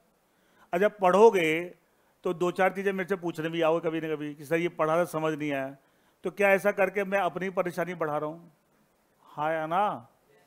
भाई कुछ ना कुछ तो पूछोगे ही, सर ये पढ़ा था अखबार में समझ नहीं, आप बता दो। तो इसका मतलब क्या हुआ? और वर्ड पावर मेड इजी मैंने एक किताब बताता है वोकेबुलरी बढ़ाने के लिए, कुछ समझ में आया मेरे से पूछोगे। तो ऐसा करके क्या मैं तो अपनी परेशानी बढ़ा ही रहा हूँ ना कि 10 तरह के और डाउट आएंगे? कोई बात नहीं, हम तो उसी के लिए बैठे हैं। I am ready for that. आपको जितने डाउट पूछना पूछ लीजिए, मेरे को कोई प्रॉब्लम नहीं है। पढ़ो तो सही, समझो तो सही, कदम तो आप ही को उठाने पड़ेंगे। मैंने बताया मेरी डॉटर भी सीए कर रही है, वो अभी इंटर में, अभी उसकी एग्जाम है, ठीक है। अब मुझे उसकी जगह क्या मैं पढ़ सकता हूँ? उसी को पढ़ना है, उसी को एग्जाम देना है। मैं तो गाइड कर सकता हूँ, समझा सकता हूँ, सपोर्ट दे सकता हूँ। पढ़ना तो उसी को एग्जैक्टली काम तो आपको करना पड़ेगा। हाँ, उस काम को करने में जो सपोर्ट चाहिए, आई एम रेडी। लेकिन करोगे नहीं तो सपोर्ट क्या मांगोगे? करोगे तब तो पता लगेगा साहब कहाँ दिक्कत आ रही है, कहाँ। अब करोगे नहीं तो अल्टीमेटली तो मैं चाहता हूँ कि आप अच्छे बने। मेरी एक हमेशा दिल से इच्छा होती है कि जो भी स्टूडेंट मेरे कांटेक्ट में आए, कोई भी, वो जिंदगी भर है ना उसको लगे कि मेरी लाइफ में किसी ने कुछ परिवर्तन किया है। मैं ये फील करता हूँ कि साहब उसको ये फील हो कि I have made some difference to his life. ही जो लाइफ की लाइफ में उसे लगे कि हाँ, ये चीज़ें बताने से हमारी लाइफ में बहुत सारे चेंजेस आए और पॉजिटिव चेंजेस आए। हम बेटर पर्सन बन रहे हैं, अवेयरनेस बढ़ रही है, हम लोगों से डील करने में कॉन्फिडेंट हो रहे हैं। ये मैं चाहता हूँ, ठीक है। ये नहीं कि मैंने पढ़ाया तुमने एग्जाम पास कर ले हो गया, वो तो हो ही जाएगा, बट उसके अलावा बहुत सारी चीज़ें हैं। देखिए मैंने बताया टोटल 81 सेक्शन है, ये उसका जो इंडेक्स दे रखा था। लास्ट में देख क्या लिखा हुआ, लिखे हुए schedule, first schedule, second schedule, third schedule लिखा हुआ है। इसका तो इस एक्ट के अंदर, एलएलपी एक्ट के अंदर लास्ट में कितने शेड्यूल हैं? 4 शेड्यूल्स आते हैं। कितने हैं? 4 शेड्यूल। कंपनी एक्ट में 7 शेड्यूल है। इनफैक्ट एक बात और बताता हूँ आपको, कॉन्स्टिट्यूशन में बताया था 3 लिस्ट है, बताया यूनियन लिस्ट, स्टेट लिस्ट, कौन, वो भी कॉन्स्टिट्यूशन के आर्टिकल में नहीं दे रखा, शेड्यूल में दे रखा है। कहाँ दे रखा है? 7th, वहां पे कॉन्स्टिट्यूशन ऑफ इंडिया में कई सारे शेड्यूल है, तो उसके 7th शेड्यूल, 7th शेड्यूल किसका? शेड्यूल नंबर 7 किसका? कॉन्स्टिट्यूशन इंडिया, वहां पे तीनों लिस्ट दे रखी है। अब वो पूरी लिस्ट दे रखी है डिटेल में। अच्छा, कहीं भी मेंशन करना हो तो क्या लिखते हैं? The list as mentioned in schedule 7 of the constitution of India. क्या बेटर तरीका है? ये सुनो, I hope you understood the meaning of the term schedule, के क्या होता है, क्या इसका यूज है, ठीक है। तो वो भी शेड्यूल में दे रखा है, शेड्यूल नंबर 7 किसका? Of the constitution of India, all the 3 list. Now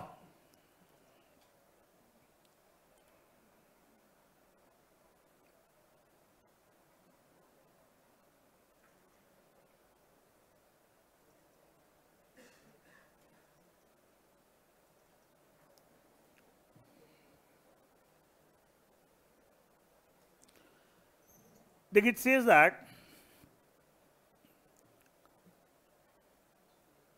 company law is a law which regulates the company from which it means any business of any kind of goods, आगे ना, किसी भी तरह, nature से मतलब नहीं है, और एनी काइंड ऑफ सर्विसेज, मतलब क्या हुआ, हमें नेचर ऑफ बिजनेस कोई मतलब नहीं है।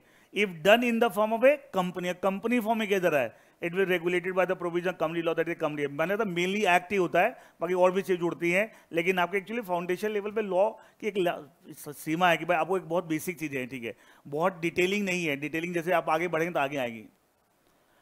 Structure of companies act, the companies act 2013 has been enacted, किसने बनाया? इनेक्टेड मींस मेड, किसने बनाया? Has been enacted by the parliament, क्योंकि यूनियन लिस्ट मैटर पे। It has come into effect from 1 April. अच्छा, ये एक्ट बंद तो 2013 में गया था, लेकिन इफेक्टिव कब से हुआ है? 1 अप्रैल 2014 से। एक्चुअली क्या हुआ, एक्ट तो बन गया। क्या एक्ट कंप्लीट लॉ होता है इनकम्प्लीट? बताया था ना, बहुत सारी लिखा एज में भी प्रिस्क्राइब, तो वो प्रिस्क्राइब कौन करेगा? Executive body. क्या उसके लिए रूल्स बनेंगे, रेगुलेशन, क्या उसमें टाइम लगेगा? ये सुनो, तो एक्ट बनने के बाद ही तो पावर मिली। एक्ट में लिखा ना एज में प्रिस्क्राइब, तो बता ना, power delegated by the legislature to the executive body. तो क्या रूल्स रेगुलेशन बनाने में टाइम लगा होगा? और जब तक वो नहीं बनेंगे, क्या लॉ इनकम्प्लीट है? इनकम्प्लीट है।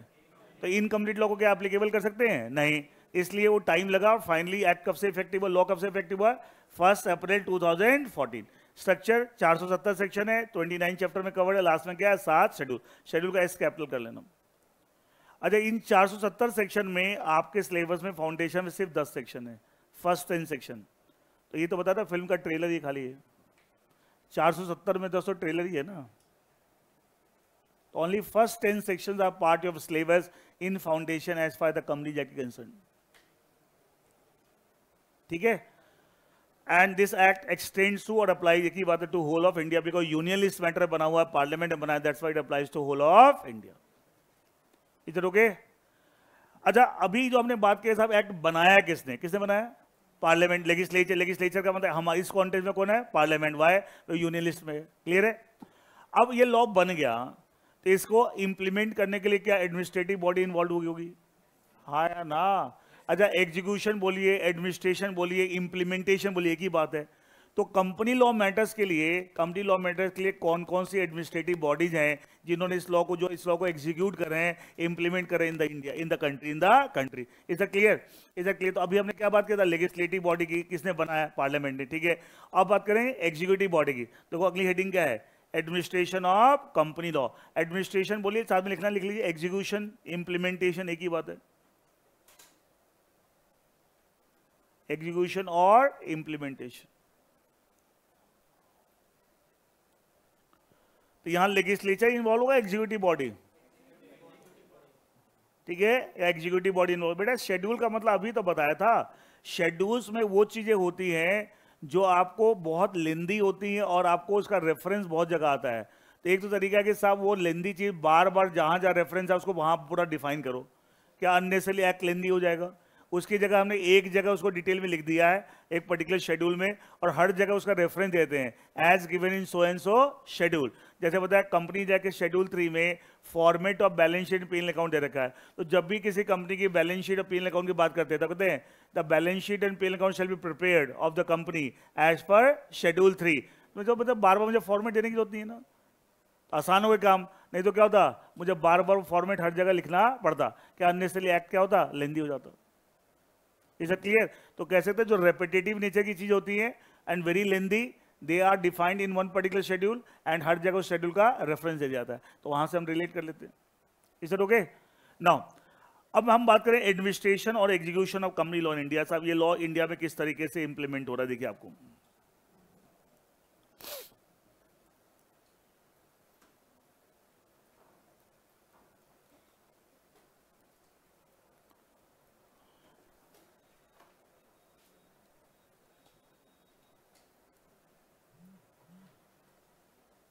अच्छा, एज फार एज जो अथॉरिटीज इन्वॉल्व हैं इन द एडमिनिस्ट्रेशन और execution of company law in India, ठीक है, जो भी अथॉरिटी आपको इन्वॉल्व है, ठीक है, वो जो अथॉरिटीज हैं उसमें सबसे ऊपर कौन है?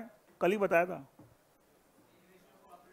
कल ही बताया था ना। अरे ये थोड़ी अब वो चैप्टर पढ़ा भाई, उसमें तो ओवरऑल सारे लॉ की बात की थी।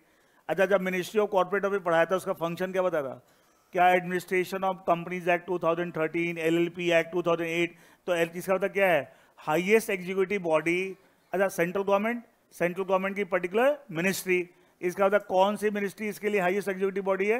That is ministry of corporate affair. अच्छा, इसका कंपनीज एक्ट के अंदर जब भी हम सेंट्रल गवर्नमेंट बोलते हैं, इसका हम किसकी बात कर रहे हैं? Ministry of corporate affair.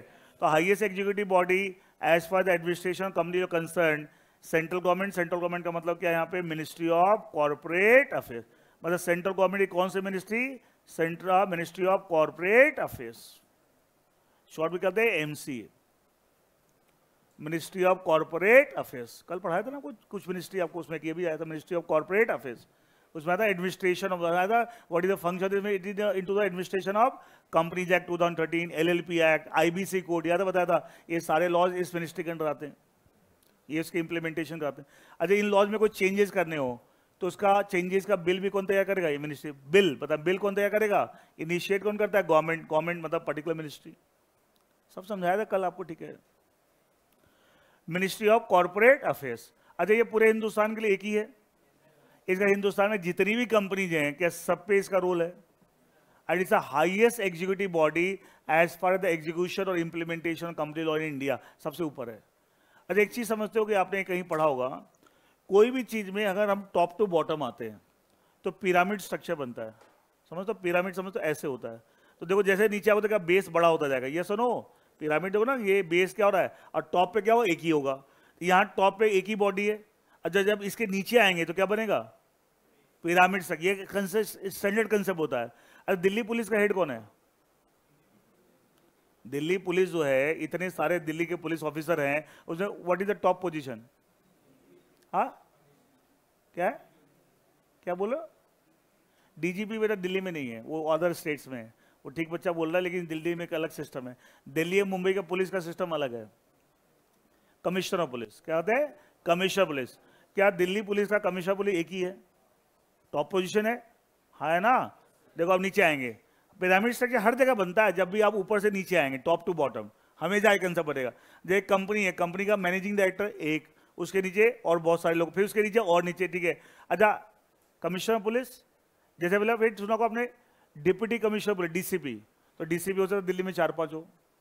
अच्छा, हर एक डीसीपी के नीचे कई सारे एसीपी है, एक एक डीसीपी के नीचे, अब मान लेगा 5 डीसीपी है, मैं एग्जाम्पल ले रहा हूँ, ठीक है, और हर एक डीसीपी के नीचे 3 एसीपी है, तो टोटल एसीपी कितने होगा? 15, है ना? इसका मतलब क्या हुआ, डीसी आप ऊपर है तो एक था कमिश्नर, फिर नीचे 5, फिर उसके नीचे 15 हो गए, क्या बढ़ता जा रहा है?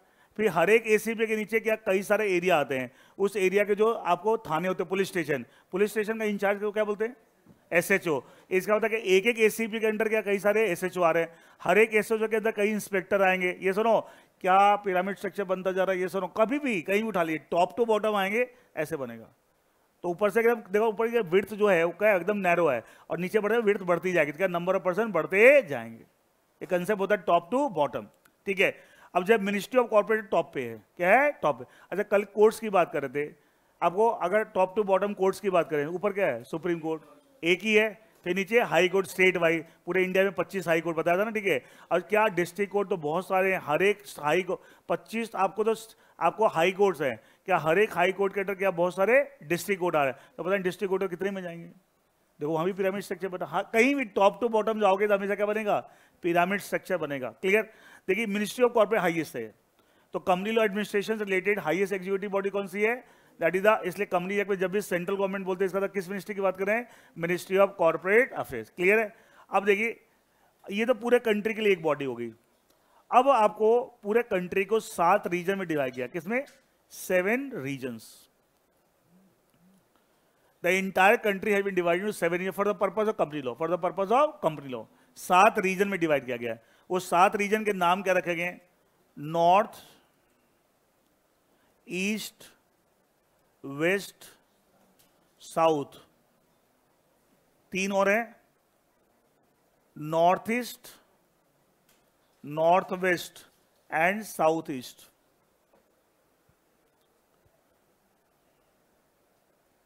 North east west south, north west and south east.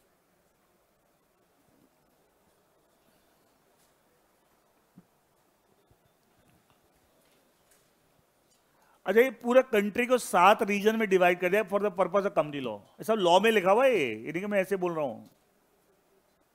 पूरे कंट्री को 7 रीजन में डिवाइड कर दिया है। क्लियर है? अच्छा, एक टर्म समझते हो, म्यूचुअली एक्सक्लूसिव, समझते हो? तो understand this term mutually exclusive. अच्छा, आप में से ऐसा कोई बच्चा है जो हिंदी मीडियम में 11-12 किया हो, स्कूलिंग की हो? कोई है?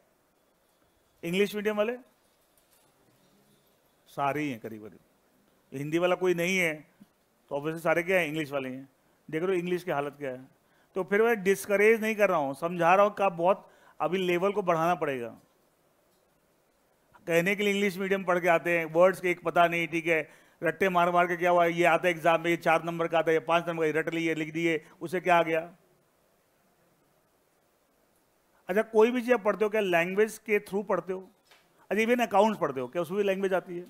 मैथमेटिक्स पढ़ते हो उसमें भी लैंग्वेज आती है? सुनो, तो लैंग्वेज को लाइटली मत लेना। उसे समझा ना, एक किताब बताई थी वर्ड पावर, 2 चीजों पर ध्यान रखो, एक लैंग्वेज को इंप्रूव करो उसके लिए किताब बताई थी वर्ड पावर में डीजी, और एक जनरल अवेयरनेस उसके लिए अखबार पढ़ना। ये मैं मंत्र शुरू में देता हूँ स्टार्टिंग में, और जो फॉलो करेगा देना उसको कितना फर्क आएगा धीरे धीरे। म्यूचुअली एक्सक्लूसिव का मतलब क्या था, मैं एक एग्जाम्पल से समझाता हूँ, फिर मैं इसका मीनिंग बताऊंगा। अच्छा, जब आप 11th में आए थे 10th के बाद, क्या 3 स्ट्रीम बन गई, साइंस कॉमर्स आर्ट्स, स्कूल में हुआ था ना साइंस कॉमर्स आर्ट्स। अच्छा, एक बच्चा तीनों में किसी एक में ही फॉल करेगा? ऐसा हो सकता है वो साइंस का भी है, कॉमर्स का भी, ऐसा हो सकता है? अरे हो सकता है क्या, पूछ रहा हूँ, एक में ही आएगा ना। इधर he will be going for science stream और कॉमर्स और आर्ट्स। ये सुनो, तो कैसे थे तीनों स्ट्रीम कहते हैं म्यूचुअली एक्सक्लूसिव है। क्या है? तो म्यूचुअली एकदम अलग अलग है, ओवरलैप नहीं करेंगे, उसको बोलते हैं म्यूचुअली एक्सक्लूसिव। मतलब चीजें एकदम एक ही चीज में कोई आ सकता है, मल्टीपल जगह नहीं आ सकता, तो क्या बोलेंगे? Mutually exclusive. ये सुनो, अच्छा, देख, कंपनीज एक्ट और पार्टनरशिप एक्ट क्या म्यूचुअली एक्सक्लूसिव लॉ है? हाँ या ना बताओ। अच्छा, पार्टनरशिप एक्ट किस पे लगेगा? आज ही डिस्कशन किया, उसी का आंसर दो। Partnership form. और कंपनी लॉ किस पे लगेगा? Company form. तो कोई एक बिजनेस दोनों फॉर्म हो सकता है क्या? या तो कंपनी फॉर्म होगा या दोनों थोड़ी हो सकता है। हाउ कैन इसका दोनों लॉ एक साथ लग सकते हैं? नहीं, पॉसिबल ही नहीं है। इसका कह सकते हैं partnership act and company act are mutually exclusive. लेकिन क्या बैंकिंग लॉ और कंपनी लॉ क्या म्यूचुअली एक्सक्लूसिव है? नहीं। देखा, एक साथ लगा के दिखाया था मैंने। समझ में आया कैसे टर्म यूज करते हैं? इसका था दो, एक ही चीज हो सकती है उसमें से, तो क्या होते हैं? Mutually exclusive.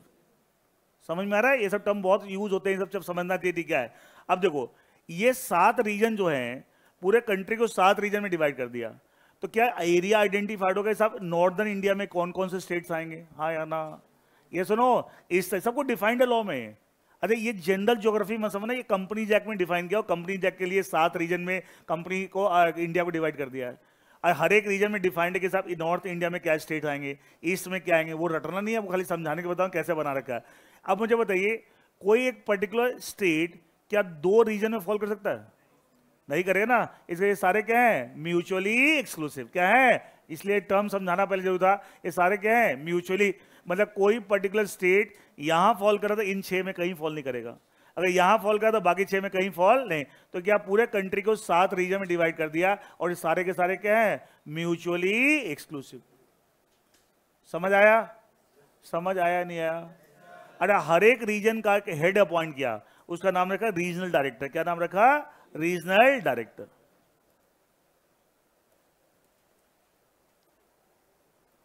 जो कंपनी लॉ एडमिनिस्ट्रेशन को देखेगा उस रीजन में, उसको बोले रीजनल डायरेक्टर। शॉर्ट में बोलते हैं आरडी। क्या बोलते हैं? आरडी। इस साथ इंडिया में कितने रीजनल डायरेक्टर हैं? 7 रीजन में हमने पूरे देश को डिवाइड कर रखा है, तो हर एक रीजन का एक रीजनल डायरेक्टर। तो हाउ मेनी रीजनल डायरेक्टर? 7। अच्छा, एमसीए 1। तो क्या आरडी किसको रिपोर्ट करते होंगे? किसको रिपोर्ट करते होंगे? मिनिस्ट्री ऑफ, ऊपर वो है, वो हाईएस्ट है, उसके नीचे है। इसका तो ये किसको रिपोर्ट करते होंगे? All the RDs of the 7 region they are reporting to whom? Ministry of corporate affairs. तो ये क्या आपको एमसीए के सबऑर्डिनेट हैं? ये सुनो, सीनियर कौन है? एमसीए। और ये क्या उसके सबऑर्डिनेट। समझ आया? अच्छा, ऐसे लिखते हैं, शॉर्ट में लिखते हैं कई बार आरडी ब्रैकेट में एन, मतलब क्या? अच्छा, खाली आरडी बोलने से पता लगे कौन से आरडी की बात हो रही है। तो हमें डिफाइन कर, पूरा लिखें रीजनल डायरेक्टर ब्रैकेट नॉर्थ, तो नॉर्दर्न इंडिया के आरडी। आरडी ईस्ट, ठीक है, ऐसे करके लिखते हैं, ठीक है। और शॉर्ट में आरडी ब्रैकेट में एन, आरडी ब्रैकेट में ई, आरडी डब्ल्यू ब्रैकेट में डब्ल्यू, समथिंग लाइक दैट। ऐसे भी लिख सकते हैं शॉर्ट में। पूरा क्या? रीजनल डायरेक्टर ब्रैकेट में नॉर्थ, ब्रैकेट में ईस्ट, ब्रैकेट में south, something like that. Define करना खाली आरडी। कौन सा आरडी? 7 आरडी, एक थोड़ी है। Is it clear? अच्छा, एक चीज बताइए, पूरे, अच्छा इनके जो ऑफिसेस हैं, अच्छा पहले तो एमसीए का ऑफिस कहां पे? ऑब्वियसली दिल्ली में यार, सेंट्रल गवर्नमेंट की मिनिस्ट्री है। तुम भी यार ये सोचते हो सेंट्रल गवर्नमेंट मिनिस्ट्री का बांग्लादेश में है, हमारे देश की मिनिस्ट्री है इंडिया में। और इंडिया में ऑब्वियसली, अच्छा दिल्ली को बोलते हैं Delhi is the political capital. अरे बोलते हैं Delhi is the political capital, तो सब कुछ यही है भाई। सारी सेंट्रल गवर्नमेंट की मिनिस्ट्री का ऑफिस दिल्ली में ही है। कोई भी ministry, ministry of finance, ministry of home, railway ministry, कोई भी सेंट्रल गवर्नमेंट की सारी मिनिस्ट्री कहाँ पे है? सेंटर आपको दिल्ली में सबका ऑफिस है। इसका ऑफिस तो दिल्ली में है ही है।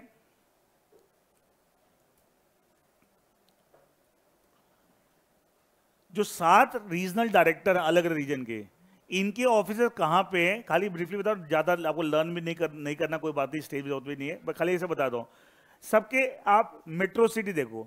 अच्छा, नॉर्दर्न इंडिया का मेट्रो सिटी क्या है? दिल्ली। इसका था आरडी नॉर्थ का ऑफिस कहाँ पे है? दिल्ली में। इधर दिल्ली में दोनों है, एमसी का ऑफिस भी है और आरडी नॉर्थ का ऑफिस भी है। क्लियर है? अच्छा, सीए इंस्टीट्यूट का हेड, जिसका आप स्टूडेंट हो, सीए इंस्टीट्यूट का हेडक्वार्टर कहाँ है? हाँ, दिल्ली में। दिल्ली में कहाँ? दिल्ली तो इतनी बड़ी है, कोर्स ज्वाइन कर लिया, पता नहीं है। आईटीओ पे देखते कितनी एक बड़ी सी बिल्डिंग दिखाते कई बार, ठीक है, और लिखा था ICAI, institute of chartered accountants of India, वो हेडक्वार्टर है। क्या वो पूरे इंडिया के लिए है? हाँ, है ना। अच्छा, फिर सीए इंस्टीट्यूट वो अपने काम को करने के लिए पूरे कंट्री में 4 अलग अलग ऑफिस बना रखे हैं। उनको बोलते हैं रीजनल काउंसिल। क्या बोलते हैं? रीजनल काउंसिल, ठीक है। एंड वो 4 अलग अलग रीजन के, NIRC northern India regional council, EIRC eastern India regional council, SIRC southern India and WIRC western India. और ये चारों जो ऑफिस है 4 मेट्रो में है। इधर NIRC का ऑफिस कहाँ है भाई? Northern India regional council. तो नॉर्दर्न इंडिया का मेट्रो कौन सा है? दिल्ली। तो दिल्ली के अंदर आपको विश्वास नगर चले जाना, लक्ष्मी नगर से आगे विश्वास नगर में भी CA इंस्टीट्यूट का ऑफिस है, वो क्या है? NIRC है। वो क्या है? NIRC। दिल्ली में क्या CA इंस्टीट्यूट का हेडक्वार्टर भी है और क्या है? NIRC का ऑफिस भी है, हाँ है ना। एंड ERC ईस्टर्न इंडिया का कौन सा मेट्रो है? कोलकाता। कोलकाता में ERC का ऑफिस है CA इंस्टीट्यूट का। अच्छा, वेस्टर्न इंडिया का मेट्रो मुंबई। मुंबई के अंदर आपको WIRC का ऑफिस है। और SIRC सदर्न इंडिया का मेट्रो दैट चेन्नई। चेन्नई के अंदर आपको क्या है? SIRC का ऑफिस है। तो उसी तरीके से यहाँ भी देखो, northern India regional director north India का जो RD नॉर्थ है उसका ऑफिस कहाँ पे है? दिल्ली में। RD ईस्ट का ऑफिस मेट्रो सिटी देखो, ईस्टर्न इंडिया मेट्रो कोलकाता, ठीक है। RD west Mumbai, RD south Chennai. अच्छा, RD नॉर्थ ईस्ट इसका ऑफिस है शिलोंग। कहाँ पे है? शिलोंग। क्लियर है? मेघालय की कैपिटल है, मालूम है ना, मेघालय जो स्टेट है छोटा सा उसकी कैपिटल है Shillong. North west Ahmedabad, south east Hyderabad. Learn करने की कोई जरूरत नहीं, खाली समझाने के लिए बता दे क्या चाहिए, कहाँ इनके ऑफिस हैं। अच्छा बताइए, नॉर्थ वेस्ट। अच्छा, अहमदाबाद किस स्टेट में? गुजरात। अच्छा, गुजरात की लोकेशन देखो, थोड़ा नॉर्दर्न इंडिया को भी टच करता है, थोड़ा वेस्टर्न इंडिया को टच करता है। तो देखो, नॉर्थ वेस्ट RD का ऑफिस कहाँ बना रखा है? अहमदाबाद में। अच्छा, हैदराबाद। हैदराबाद तेलंगाना में आता है। ये सुनो, पहले वो तो आंध्र प्रदेश हो तो अलग अलग हो गए, ठीक है, ये तो पता होगा ना, ठीक है। अच्छा, तेलंगाना को तुम देखो तो थोड़ा सा सदर्न इंडिया को भी टच करता है, थोड़ा सा ईस्टर्न इंडिया को भी टच करता है। देखो, साउथ ईस्ट सदर्न इंडिया को भी टच करता है और ईस्टर्न इंडिया को भी टच करता है। तो south east RD south east का ऑफिस कहाँ पे है? हैदराबाद। कहाँ पे है? Hyderabad. But no need of learning the name, लेकिन पता नहीं आइडिया के अंदर वैसे भी याद होते हैं। जो मेट्रो सिटी जहाँ है वो आपको, ठीक है, एक दो नाम आपको याद रखते हैं। नॉर्थ ईस्ट का शिलोंग में है, नॉर्थ वेस्ट का अहमदाबाद एंड साउथ ईस्ट का हैदराबाद। क्लियर है? अच्छा, कंट्री को हमने 7 रीजन में डिवाइड किया, हर एक रीजन का एक हेड बनाया for the administration of company law, for execution of company law, उसका नाम क्या रखा? RD। अच्छा, मुझे बताइए, RD कंट्री को तो हमने सिर्फ 7 रीजन में डिवाइड किया, लेकिन क्या देश में 7 ही स्टेट हैं? स्टेट तो बहुत सारे हैं, ठीक है, बताना 28 states and 8 union territory. 28 states and 8 union. तो हर एक रीजन के अंदर जितने स्टेट्स फॉल करते हैं, तो एक अथॉरिटी होती है, इसको बोलते हैं रजिस्ट्रार ऑफ कंपनीज। क्या बोलते हैं? रजिस्ट्रार ऑफ कंपनी, शॉर्ट बोलते हैं ROC। शॉर्ट बोलते हैं ROC। ये स्टेट वाइज होता है। क्या होता है? स्टेट वाइज, अलग अलग स्टेट का अलग अलग। जैसे दिल्ली का ROC अलग है, यूपी का ROC अलग है, महाराष्ट्र का ROC अलग है, ऐसे अलग अलग। आपको उड़ीसा का ROC अलग है, जम्मू कश्मीर का ROC अलग है, ऐसे अलग अलग। जैसे हाई कोर्ट होता है स्टेट वाइज, बताया था, जैसे हाई कोर्ट स्टेट वाइज होते हैं, ROC भी क्या होता है? State wise. अच्छा, हाई कोर्ट में था कुछ आपको ऐसे भी हाई कोर्ट हैं जो मल्टीपल स्टेट्स का हाई कोर्ट है, तो वैसे ROC में भी कुछ कुछ है जो एक ही ROC मल्टीपल स्टेट्स का ROC। बट जनरल रूल क्या है कि जनरली ROC अलग अलग स्टेट का अलग अलग होगा। वो कोई कोई केस है, दिल्ली हरियाणा का कॉमन ROC है। अच्छा, दिल्ली स्टेट वाइज है, बिग स्टेट और small state? State wise Haryana is also small state, तो दोनों स्टेट का मिला है कॉमन ROC। दिल्ली में ऑफिस है, लेकिन ROC for both Delhi as well Haryana. वो एक्सेप्शन है, वो समझ जाने की जरूरत नहीं है। जनरली ROC क्या है? State wise. अब आप खुद सोच के बताओ, एक रीजन जो है जिसका एक हेड कंपनी लॉ एडमिनिस्ट्रेशन है, कौन है? RD। तो उस रीजन के अंदर क्या एक स्टेट फॉल करता है या कई सारे स्टेट? जैसे हम नॉर्दर्न इंडिया की बात करें, नॉर्दर्न इंडिया का RD नॉर्थ। अच्छा, नॉर्दर्न इंडिया में जम्मू कश्मीर आएगा, है ना, हिमाचल प्रदेश, पंजाब, हरियाणा, दिल्ली, ये सब आएंगे। तो इन सारे स्टेट्स के ROC जो हैं, क्या किसको रिपोर्ट करते होंगे? RD नॉर्थ को, क्योंकि नॉर्दर्न इंडिया के स्टेट्स का ROC है, किसको रिपोर्ट करते होंगे? RD नॉर्थ को। अच्छा, ईस्टर्न इंडिया में जैसे स्टेट्स फॉल करते हैं, लाइक वेस्ट बंगाल, उड़ीसा, असम, इन सब के ROC किसको रिपोर्ट करते होंगे? RD ईस्ट को। RD ईस्ट को। क्या ये पैटर्न बन गया? इसका तो क्या आपको ROC के RD के भी नीचे है? ये सुनो, तो सबसे टॉप लेवल पे कौन है? कौन है? MCA, that is only one for the entire country. अच्छा, ये सारी क्या है? एडमिनिस्ट्रेटिव बॉडी, सारी क्या है? Executive body. इनमें हम ऑर्डर बना रहे कौन सीनियर है कौन जूनियर है। सबसे ऊपर कौन है? MCA, उसके नीचे कौन है? 7 RD, और हर एक RD के अंदर number of ROC, number of ROC। समझ आया? अब ये टर्म आते रहते हैं, आरओसी, आरडी, पता नहीं रट रहे हैं। पहले समझो तो सही क्या चीजें हैं। एग्जीक्यूटिव बॉडी है ये, सुनो, दे आर ऑल एग्जीक्यूटिव, और इनमें कौन किसके ऊपर है कौन किसके नीचे पता होना चाहिए। And they are all executive body, and उनका रैंक क्या है, सबसे ऊपर कौन है, एमसीए, उसके नीचे आरडी, आरडी के नीचे आरओसी। Is it clear? अब एक बात बताने दो, ध्यान सुनिएगा।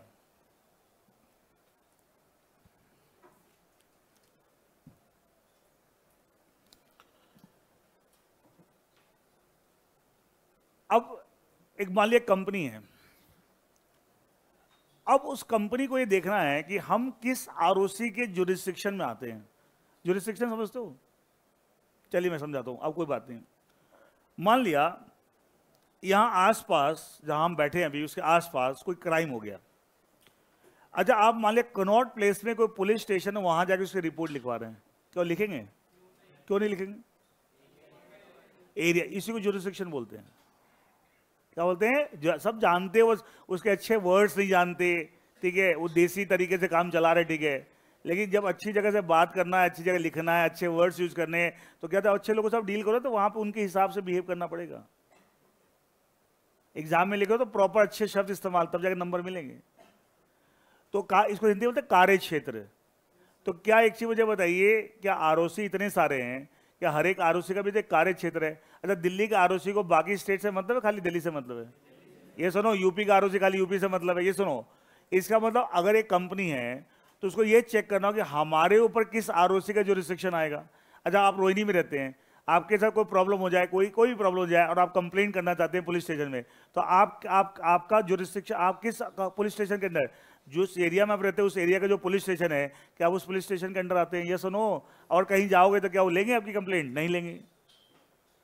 एग्जैक्टली कंपनी अब इतने सारे आरओसी हैं, इतने सारे आरडी हैं, तो कंपनी को अगर किसी पर्टिकुलर कंपनी को निकालना हो कि हम किस आरओसी के अंडर फॉल करते हैं, हम किस आरडी के अंडर फॉल करते हैं, एमसीए के अंडर तो सारे ही फॉल करते हैं कि एमसीए तो क्या है, एक ही है फॉर द एंटायर कंट्री।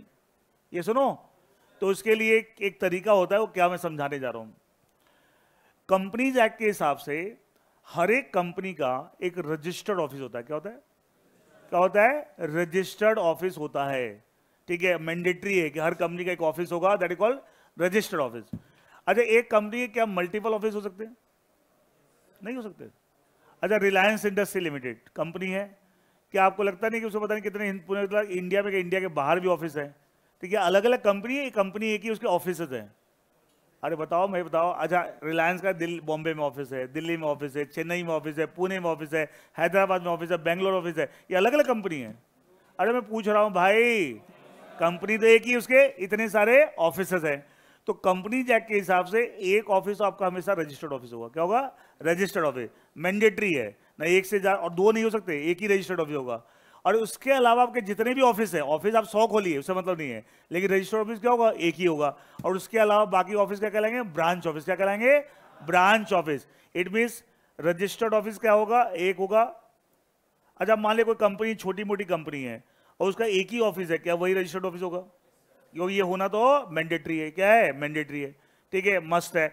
और उसके अलावा एक कंपनी के जितने भी ऑफिस होते हैं वो क्या कहलाते हैं? Branch office. क्या कहलाते हैं? Branch office. अच्छा, ब्रांच ऑफिस इंडिया में भी हो सकते हैं, इंडियन कंपनी का क्या ब्रांच ऑफिस इंडिया में भी हो सकता है, इंडिया के बाहर भी हो सकते हैं, लेकिन रजिस्टर्ड ऑफिस ऑब्वियसली कहाँ होगा? इंडिया में होगा। इंडियन कंपनी है तो रजिस्टर्ड ऑफिस कहाँ पे होगा? इंडिया में होगा। तो मैं अगर आपसे पूछूं, एक कंपनी के जितने भी ऑफिस होते हैं उसमें यूनिक ऑफिस कौन सा होता है? ब्रांच ऑफिस और रजिस्टर्ड ऑफिस? क्योंकि एक ही होता है ना, ये यूनिक है, ये यूनिक है, ठीक है, बाकी सब तो क्या है? ब्रांच है। वो ब्रांच एक भी हो सकती है, दो भी हो सकती है, 50 भी हो सकती है, 100 भी हो सकती है, और इंडिया में इंडिया के बाहर भी होती है। ये तो एक ही होगा, only one, and that too in India. ये सुनो, यूनिक ऑफिस तो ये हुआ ना आपका, ठीक है। अच्छा, आपने सुना होगा, कहीं पर सुना होगा कि साहब ये कंपनी का ऑफिस है ना, कॉर्पोरेट ऑफिस है, सुना तो होगा, हेड ऑफिस है, सुना होगा, ये कंपनी का हेड ऑफिस है, कॉर्पोरेट में। हर एंगल से चीज बता दूं आपको, अगर आप समझ नहीं आ रहे कि प्रैक्टिकली क्या होता है, कहां कंफ्यूजन होती है, वो सब कंफ्यूजन मैं वहीं दूर कर दूंगा। अब सुना होगा हेड ऑफिस, कॉर्पोरेट ऑफिस लिखा होता है, लॉ के हिसाब से उसका कोई मतलब नहीं है। आप आम जिंदगी में जो टर्म यूज करना करते रहिए, लेकिन लॉ सिर्फ दो ही चीज रिकॉग्नाइज करता है। क्या? लॉ के हिसाब से या तो रजिस्टर्ड ऑफिस होगा, बाकी सब क्या होंगे? Branch office. बस आप भले कुछ भी बोलते रहिए, लॉ के हिसाब से कोई मतलब नहीं है, उसका कोई भी मतलब नहीं है। लॉ सिर्फ यही रिकॉग्नाइज करता है, one office the registered office, rest all office are called branch office, that's all. इसे आप कंपनी लॉ पढ़ोगे इंटर में, फाइनल और डिटेल में, देना कहीं भी आपको head office, corporate office term ही नहीं आएगा। क्या आएगा? या तो रजिस्टर्ड ऑफिस आएगा या ब्रांच ऑफिस, बस। क्लियर? तो लॉ क्या टर्म यूज करता है हमें उसके हिसाब से बनना है। आम जिंदगी में लोग क्या टर्म यूज करते हैं उसको, जिसको वो हेड ऑफिस बोल रहे हैं, या तो लॉ के हिसाब से रजिस्टर्ड ऑफिस होगा या क्या होगा? ब्रांच ऑफिस, बस। लॉ में उसका स्टेटस यही होगा, या तो रजिस्टर्ड ऑफिस या ब्रांच, तीसरा कोई कंसेप्ट ही नहीं होता। हाँ, लेकिन प्रैक्टिकली लोग बहुत सारे टर्म रख लेते हैं, लेकिन उनका कोई लॉ में उसी को जिसको हेड ऑफिस बोल रहे हैं, और लॉ के हिसाब से क्या होगा? या तो रजिस्टर्ड ऑफिस होगा या branch office. Is it clear? Is it clear? Now अब देखिए, क्या रजिस्टर्ड ऑफिस यूनिक होता है? तो जितनी चीजें कंपनी के बारे में निकालनी है हमेशा किससे रिलेट करते हैं? ब्रांच ऑफिस है, रजिस्टर्ड ऑफिस है? रजिस्टर्ड ऑफिस है। मैं एक एग्जांपल लेता हूं। मान ले कंपनी, उसका रजिस्टर्ड ऑफिस दिल्ली में है। कहां पे? दिल्ली में। तो मुझे दिल्ली, तो क्या हिंदुस्तान में इतने सारे रजिस्ट्रार और कंपनी हैं, क्या बाकी आरओसी से जो कोई मतलब है except the Delhi ROC? Delhi का भी एक आरओसी है ना, स्टेट, अभी तो बताया था। तो हिंदुस्तान में इतने सारे रजिस्ट्रार और कंपनी है, क्या सब आपको इसके ऊपर अपना हुक्म चलाएंगे? खाली दिल्ली आरओसी, खाली दिल्ली आरओसी। वाई? बिकॉज इसका रजिस्टर्ड ऑफिस कहां है? दिल्ली में है। बाकी सब आरओसी तो कोई मतलब नहीं है, न वो उसको कुछ बोल सकते हैं, न ये कुछ से कोई मतलब नहीं है। ये सारी डीलिंग किससे होगी? ROC of that state. Which state? Where it has got the registered office. अच्छा, क्या वो स्टेट एक रीजन में फॉल करेगा? क्या वो दिल्ली, क्या नॉर्दर्न इंडिया में फॉल कर रहा है? तो ये कंपनी किससे डील करेगी? RD north. बाकी 6 आरडी से इसका कोई लेना देना नहीं। और एमसीए के अंडर तो सारी कंपनी आएगी, ये सुनो, that is one for the entire country. तो इसलिए आपको ये चेक करना हो कि मेरी एक पर्टिकुलर कंपनी किस आरओ से डील करेगी, या किस आरओ से के जुरिस्डिक्शन में आ रही है, किस आरडी के जुरिस्डिक्शन। तो उसका क्राइटेरिया किससे निकालते हैं? According to the place of registered office of the company, that is unique, that is unique. तो लॉ में सब कुछ सोच के बनाया हुआ है। तो जैसे बनाया है लॉ मेकर ने, अगर आप वैसे ही समझेंगे कोई कंफ्यूजन नहीं है। लेकिन दिक्कत क्या होती है? उसने बनाया कुछ, जनता गा रही कुछ, तो क्या था? कंफ्यूजन ही कंफ्यूजन होते। ठीक है, कारण क्या? जैसे बनाया गया लॉ वैसे समझ नहीं रहे, कहानी कुछ और बना ली अपनी। तो वैसे समझो तो कोई कंफ्यूजन है ही नहीं, जो बनाए उन्होंने उस हिसाब से। ठीक है, इससे तो कभी भी कोई कंपनी को चेक करना हो कि कंपनी के ऊपर किस आरओसी का जुरिस्डिक्शन होगा, किस आरडी का जुरिस्डिक्शन, कैसे चेक करेंगे?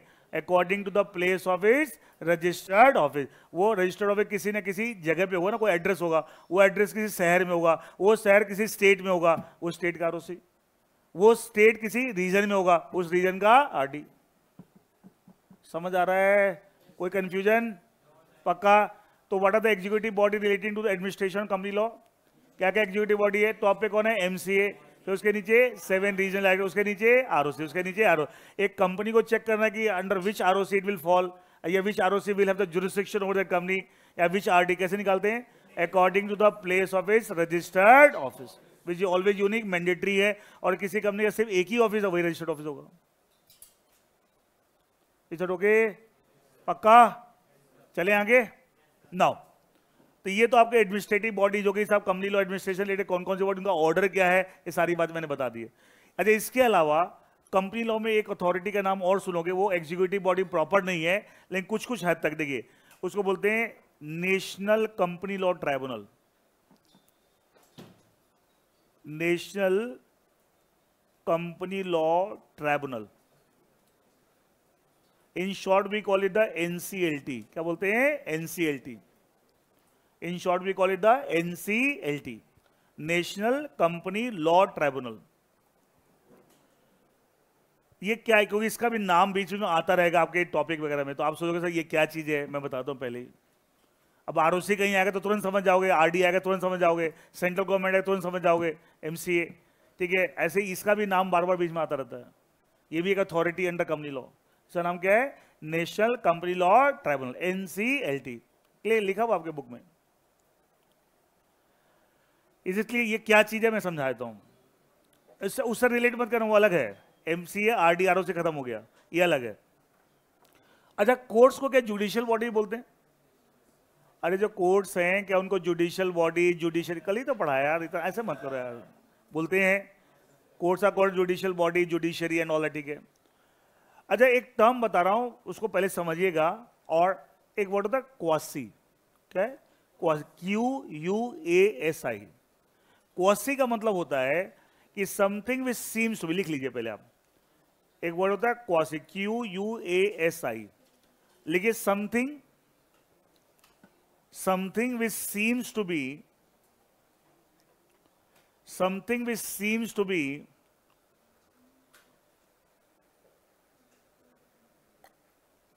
but not actually so,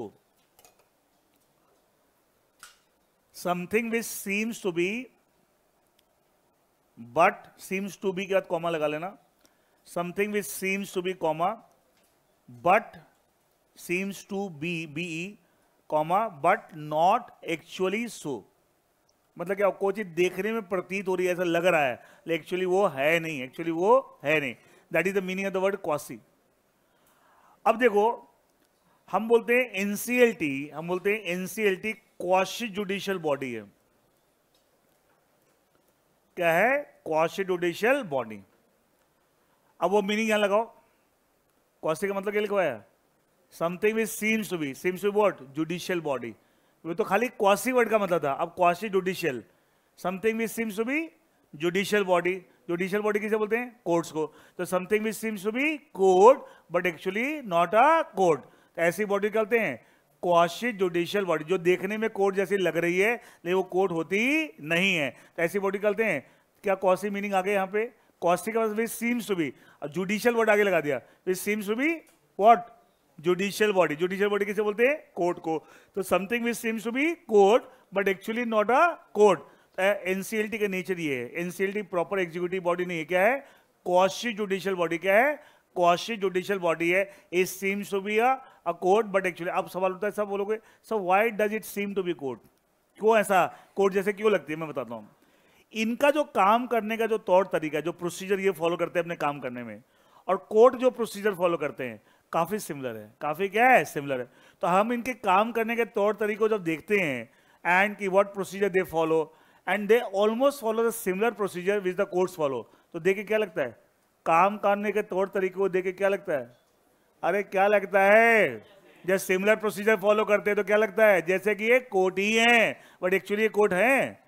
मैंने था कोर्ट में होता है supreme court, high court, district court, क्या उसमें आ रहा है? नहीं। इसलिए इनका ऐसे बॉडी को क्या बोलते हैं? Quasi judicial body. क्या बोलते हैं? Quasi judicial body. They are actually not a court but their working is similar to the similar of the functioning of the court, that's why they look like a court, judicial body, but वो court नहीं है। And ऐसी body कहते हैं quasi judicial body. इसका भी role company act में जगह जगह आता रहता है, ये नाम आता रहेगा। तो मैं पहले बता दूं कि इसका नेचर क्या है, इसको उससे मत मिक्स करना। MCRD ROC वो क्या है? Executive body. वो क्या है? Executive body. अच्छा, ऑलमोस्ट जितने बड़े लॉज हैं उन सब में आपको क्वासी बॉडी नजर आ जाएगी। जैसे आप इंटर पढ़ोगे इनकम टैक्स एक्ट 1961 पढ़ोगे तो वहां एक बॉडी, अब वैसे सुन रखा हो आपने इनकम टैक्स ट्राइब्यूनल, सुन तो रखा हो कहीं आपने कि साहब इनकम टैक्स ट्राइब्यूनल में केस चल रहा है, तो इनकम टैक्स ट्राइब्यूनल भी क्या है? क्वासी जुडिशियल बॉडी है। क्या वो इनकम टैक्स मैटर से रिलेटेड है? ये सुनो, ये जो है आपके सामने किससे रिलेटेड है?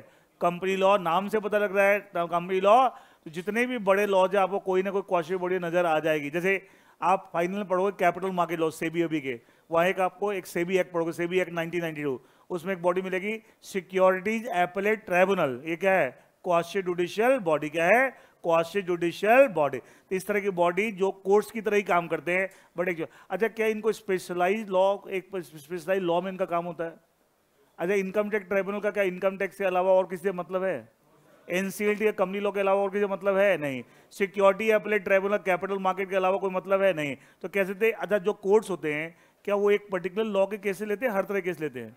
हर तरह की। तो ये क्या हर तरह केस लेते हैं? Only particular law.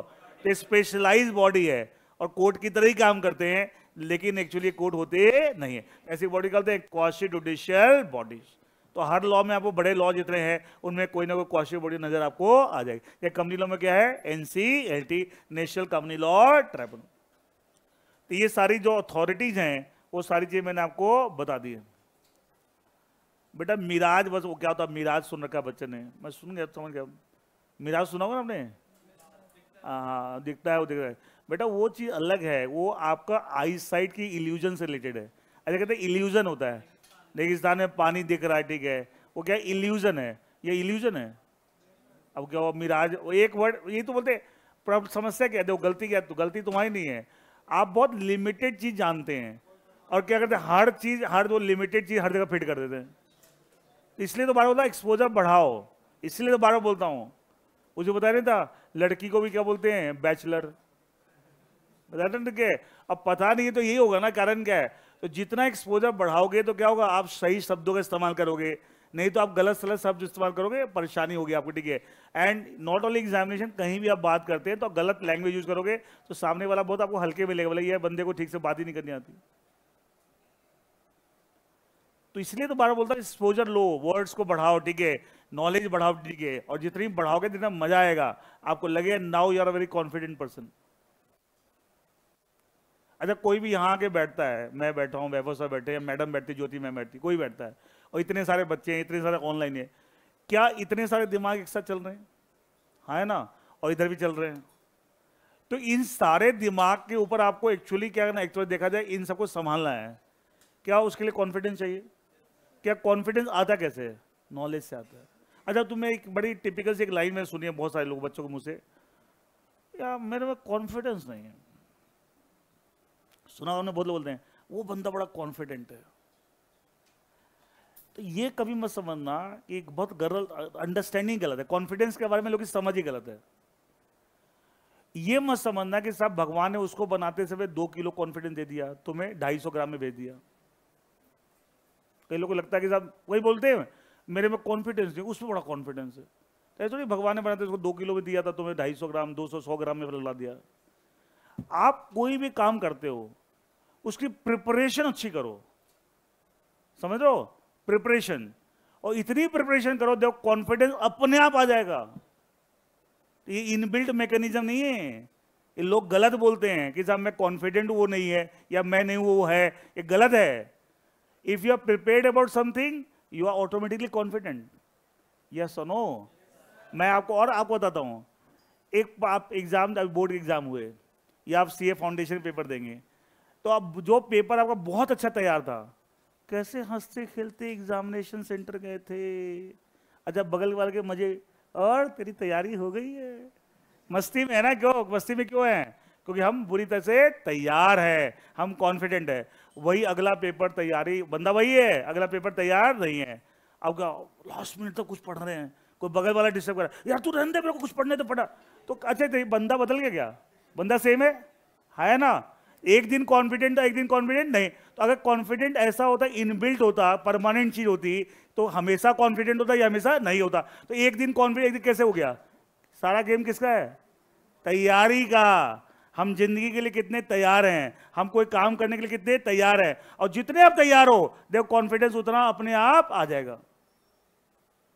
तो ये बोलना बंद कर दीजिए, ठीक है, कि मैं देखिए कमियां क्या है मेरी, मैं कमियां, उन कमियों को दूर कीजिए, अपने आप को और तैयार कीजिए दुनिया के लिए, समाज के लिए, देखिए आप कैसे कॉन्फिडेंट हो जाते हैं।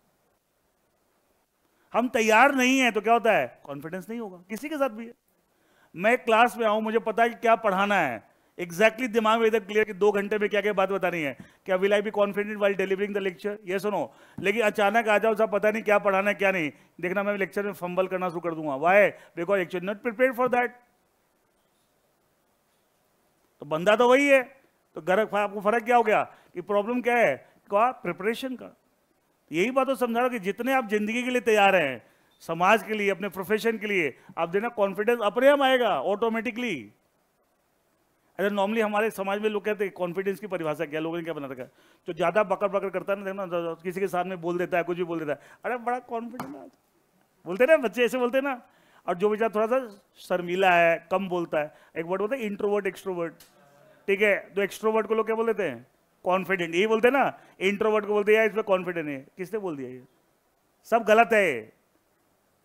By nature I am an introvert, मैं आज भी बोल रहा हूं by nature I am an introvert, लेकिन जब क्लास में पढ़ा तो आपको लगता है कॉन्फिडेंस कमी है, by nature I am an introvert,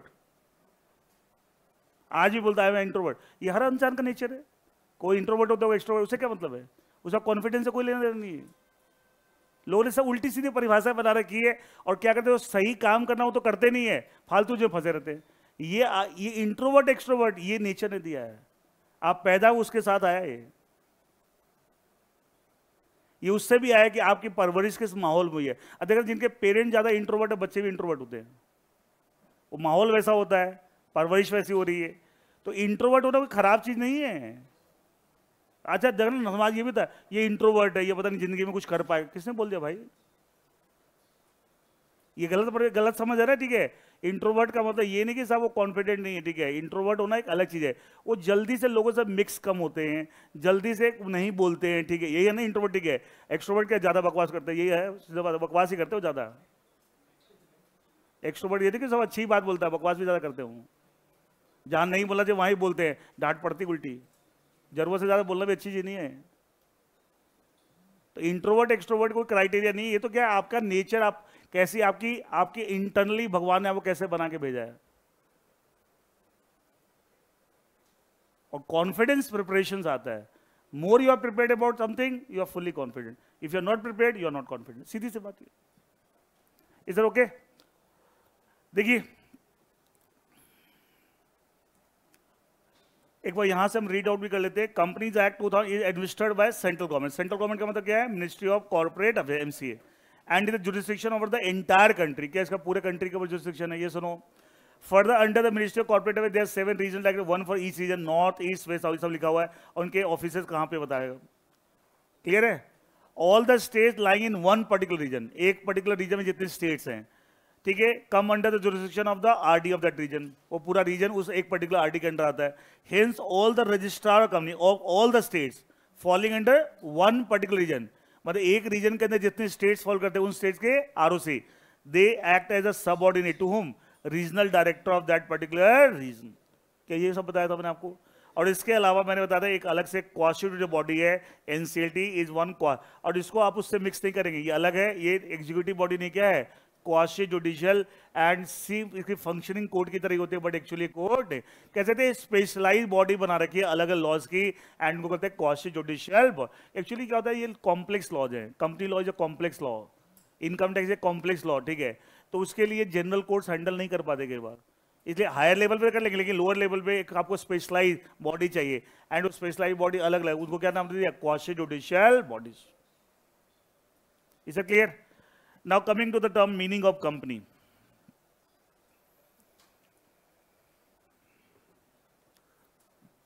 शुरू करूं? अच्छा एक, चलो इससे पहले एक चीज पूछता हूं आपसे। वो एक मैंने क्वेश्चन पूछा था कि साहब रिपब्लिक का मतलब बताओ। एक आप कुछ डाउट भी पूछना चाह रहे थे, बीच में हाथ खड़े कर रहे थे, पहले डाउट ही पूछ लो अपना। सर क्वासी जुडिशियल जो आपने समझाया था, बेसिकली उसका रोल ये होता है कि वो कंपनी लॉ इंटरप्रेट करने में हेल्प करती है कंपनीज को। जो क्वासी जुडिशियल बॉडी, ये समझिए कि कंपनीज एक्ट के अंदर जितने डिस्प्यूट्स होंगे, अच्छा नॉर्मली डिस्प्यूट्स कहाँ जाते हैं?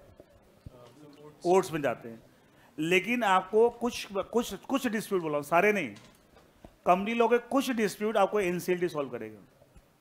तो कह सकते हैं कि कुछ डिस्प्यूट्स के लिए अलग से एक बॉडी बना दी है, लेकिन सारे नहीं। कंपनी एक्ट में भी कोर्ट का भी रोल है, ध्यान रखिएगा, क्योंकि सारे बोलते तो बोले साहब कोर्ट का रोल ही है, कोर्ट का भी रोल है, वही नॉर्मल कोर्ट्स, ठीक है, ठीक है, कोर्ट्स का भी रोल है, बट कुछ फंड्स, कुछ ऐसे डिस्प्यूट्स है, कुछ ऐसे मैटर्स है जो लॉ में दे रखा है, इससे कौन डिसाइड करेगा? एनसीएलटी। कौन डिसाइड करेगा? एनसीएलटी। क्लियर है? हाँ, रिपब्लिक के बारे में कोई कुछ बताएगा? बताए, इंडिया इज अ रिपब्लिक, और 26 जनवरी को हम रिपब्लिक डे सेलिब्रेट करते हैं। अच्छा सही बता, किस किसने जाके इसके ऊपर थोड़ा रिसर्च किया था? इतनी बड़ी क्लास में सिर्फ 4-5 बच्चों ने थोड़ा हाथ पर मारे, बाकी तो बोलते हैं सर बताएंगे, हमें पता लग ही जाएगा। वो तो सब ठीक है, मैं तो बताऊंगा ही, जब मैंने बोला कि बताऊंगा, लेकिन सवाल आप भी तो थोड़ा दिमाग लगाइए ना। देखो क्या होता है, जब आप मेहनत करते हैं तो बहुत 4 चीज़ें और पता लगती है, रिसर्च करते, ढूंढते, और आज तो रिसर्च करना कितना आसान है, गूगल पे डालो कितनी सारी चीज़ निकल आती है। मैंने लगा गूगल सबसे सही है, उसमें से कुछ कुछ चीज़ निकाल सकते हो ना। ये सुनो, पहले तो क्या सब चीज़ें अवेलेबल थी? अच्छा अगर मैं बात करूँ 15 साल 20 साल पहले, क्या सब गूगल इस तरह चीज़ थी क्या हर चीज़ किताबें पढ़नी पड़ती है, देखना पड़ता? तो आज तो आसान है, अब तो ब्रेक में बैठे तब थोड़ा बहुत दिन निकाल सकते, देख सकते हो। अब अंदर से इच्छा ही नहीं है, छोड़े यार, एग्जाम में थोड़ी आएगा, फिर वही बात। हाँ बोलो, आपने क्या रिसर्च क्या निकाला है? Sir Republic basically means elected form of government, and it basically comprises of the, और कोई?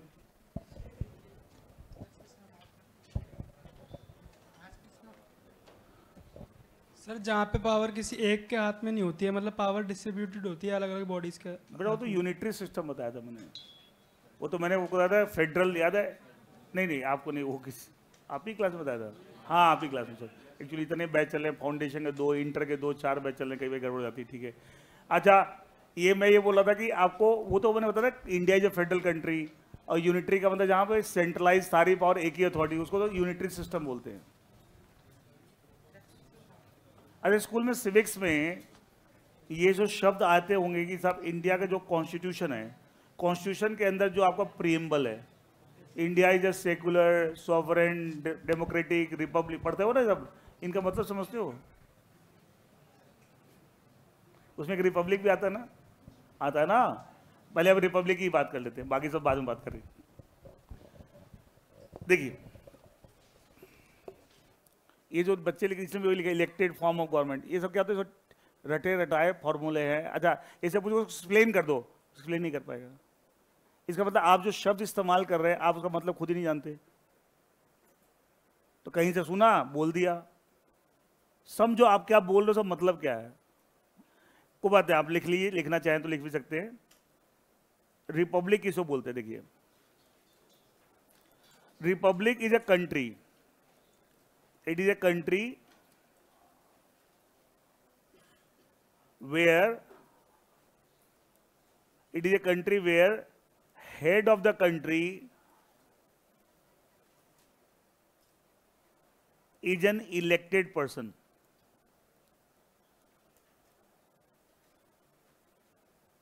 It is a country where head of the country is an elected person. ये ऐसा देश जिसके अंदर जो कंट्री का हेड है वो इलेक्शन के थ्रू आ रहा है।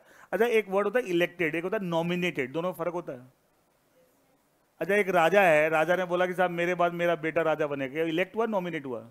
तो नॉमिनेट और इलेक्शन में फर्क होता है कि भाई वहां लोग वोटिंग करके आपको चुन के लाके दे रहे हैं, तो वो इलेक्टेड होता है, ठीक है। स्कूल में पढ़ा हुआ मोनार्क सिस्टम, तो वहां पे क्या इलेक्टेड होता है नॉमिनेटेड होता है? नॉमिनेटेड होता है, वो नहीं होना चाहिए। ऐसा देश where the head of the country is an elected person, ऐसे देश को क्या बोलते हैं? रिपब्लिक। क्या बोलते हैं? रिपब्लिक। अब देखिए आप, ये तो मीनिंग है रिपब्लिक का। अच्छा हमारा, अच्छा एक चीज बताइए, ब्रिटेन जो है, यूके है, पहले भी वही था और आज भी वही है। अच्छा ब्रिटेन के अंदर वैसे प्राइम मिनिस्टर होते हैं, लेकिन ब्रिटेन के अंदर आपको हेड ऑफ द कंट्री उसको माना जाता है जो रॉयल फैमिली का हेड है। जैसे अभी आप सुनोगे साहब किंग चार्ल्स, ठीक है, उससे पहले उनकी मदर थी, उनकी डेथ हो गई तो उसका ये बन गए, ये सुनो किंग चार्ल्स।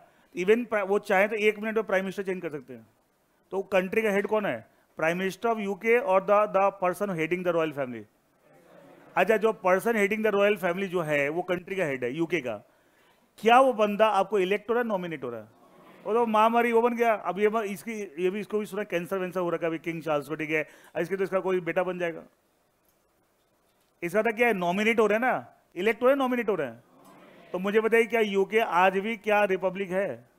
नहीं है। Why? Because head of the country is a nominated person, not the elected person, and that's why UK आज भी आपको रिपब्लिक नहीं है। समझ आया यहां तक? तुम सोचो सब यूके की बात बीच में क्या, मैं बता दूं क्यों आई।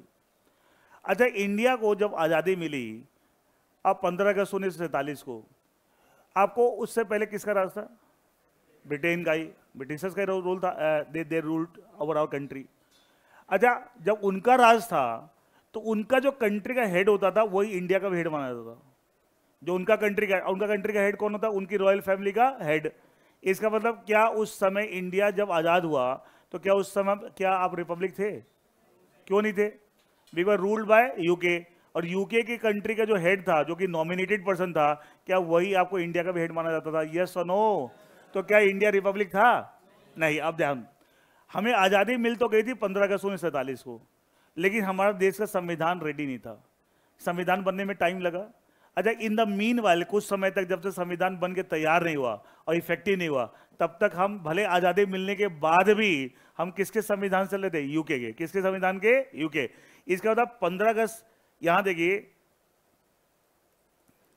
15 अगस्त 1947 यहां से लेके और 26 जनवरी 1950 जब हमारा देश का संविधान खुद का लागू हुआ, इस पीरियड में भले आज़ादी मिल गई थी, हम इंडिपेंडेंट इंडिया हो गए थे, लेकिन इस पीरियड में कॉन्स्टिट्यूशन किसका हम पे चल रहा था? यूके का, क्योंकि अपना कॉन्स्टिट्यूशन रेडी नहीं हुआ था।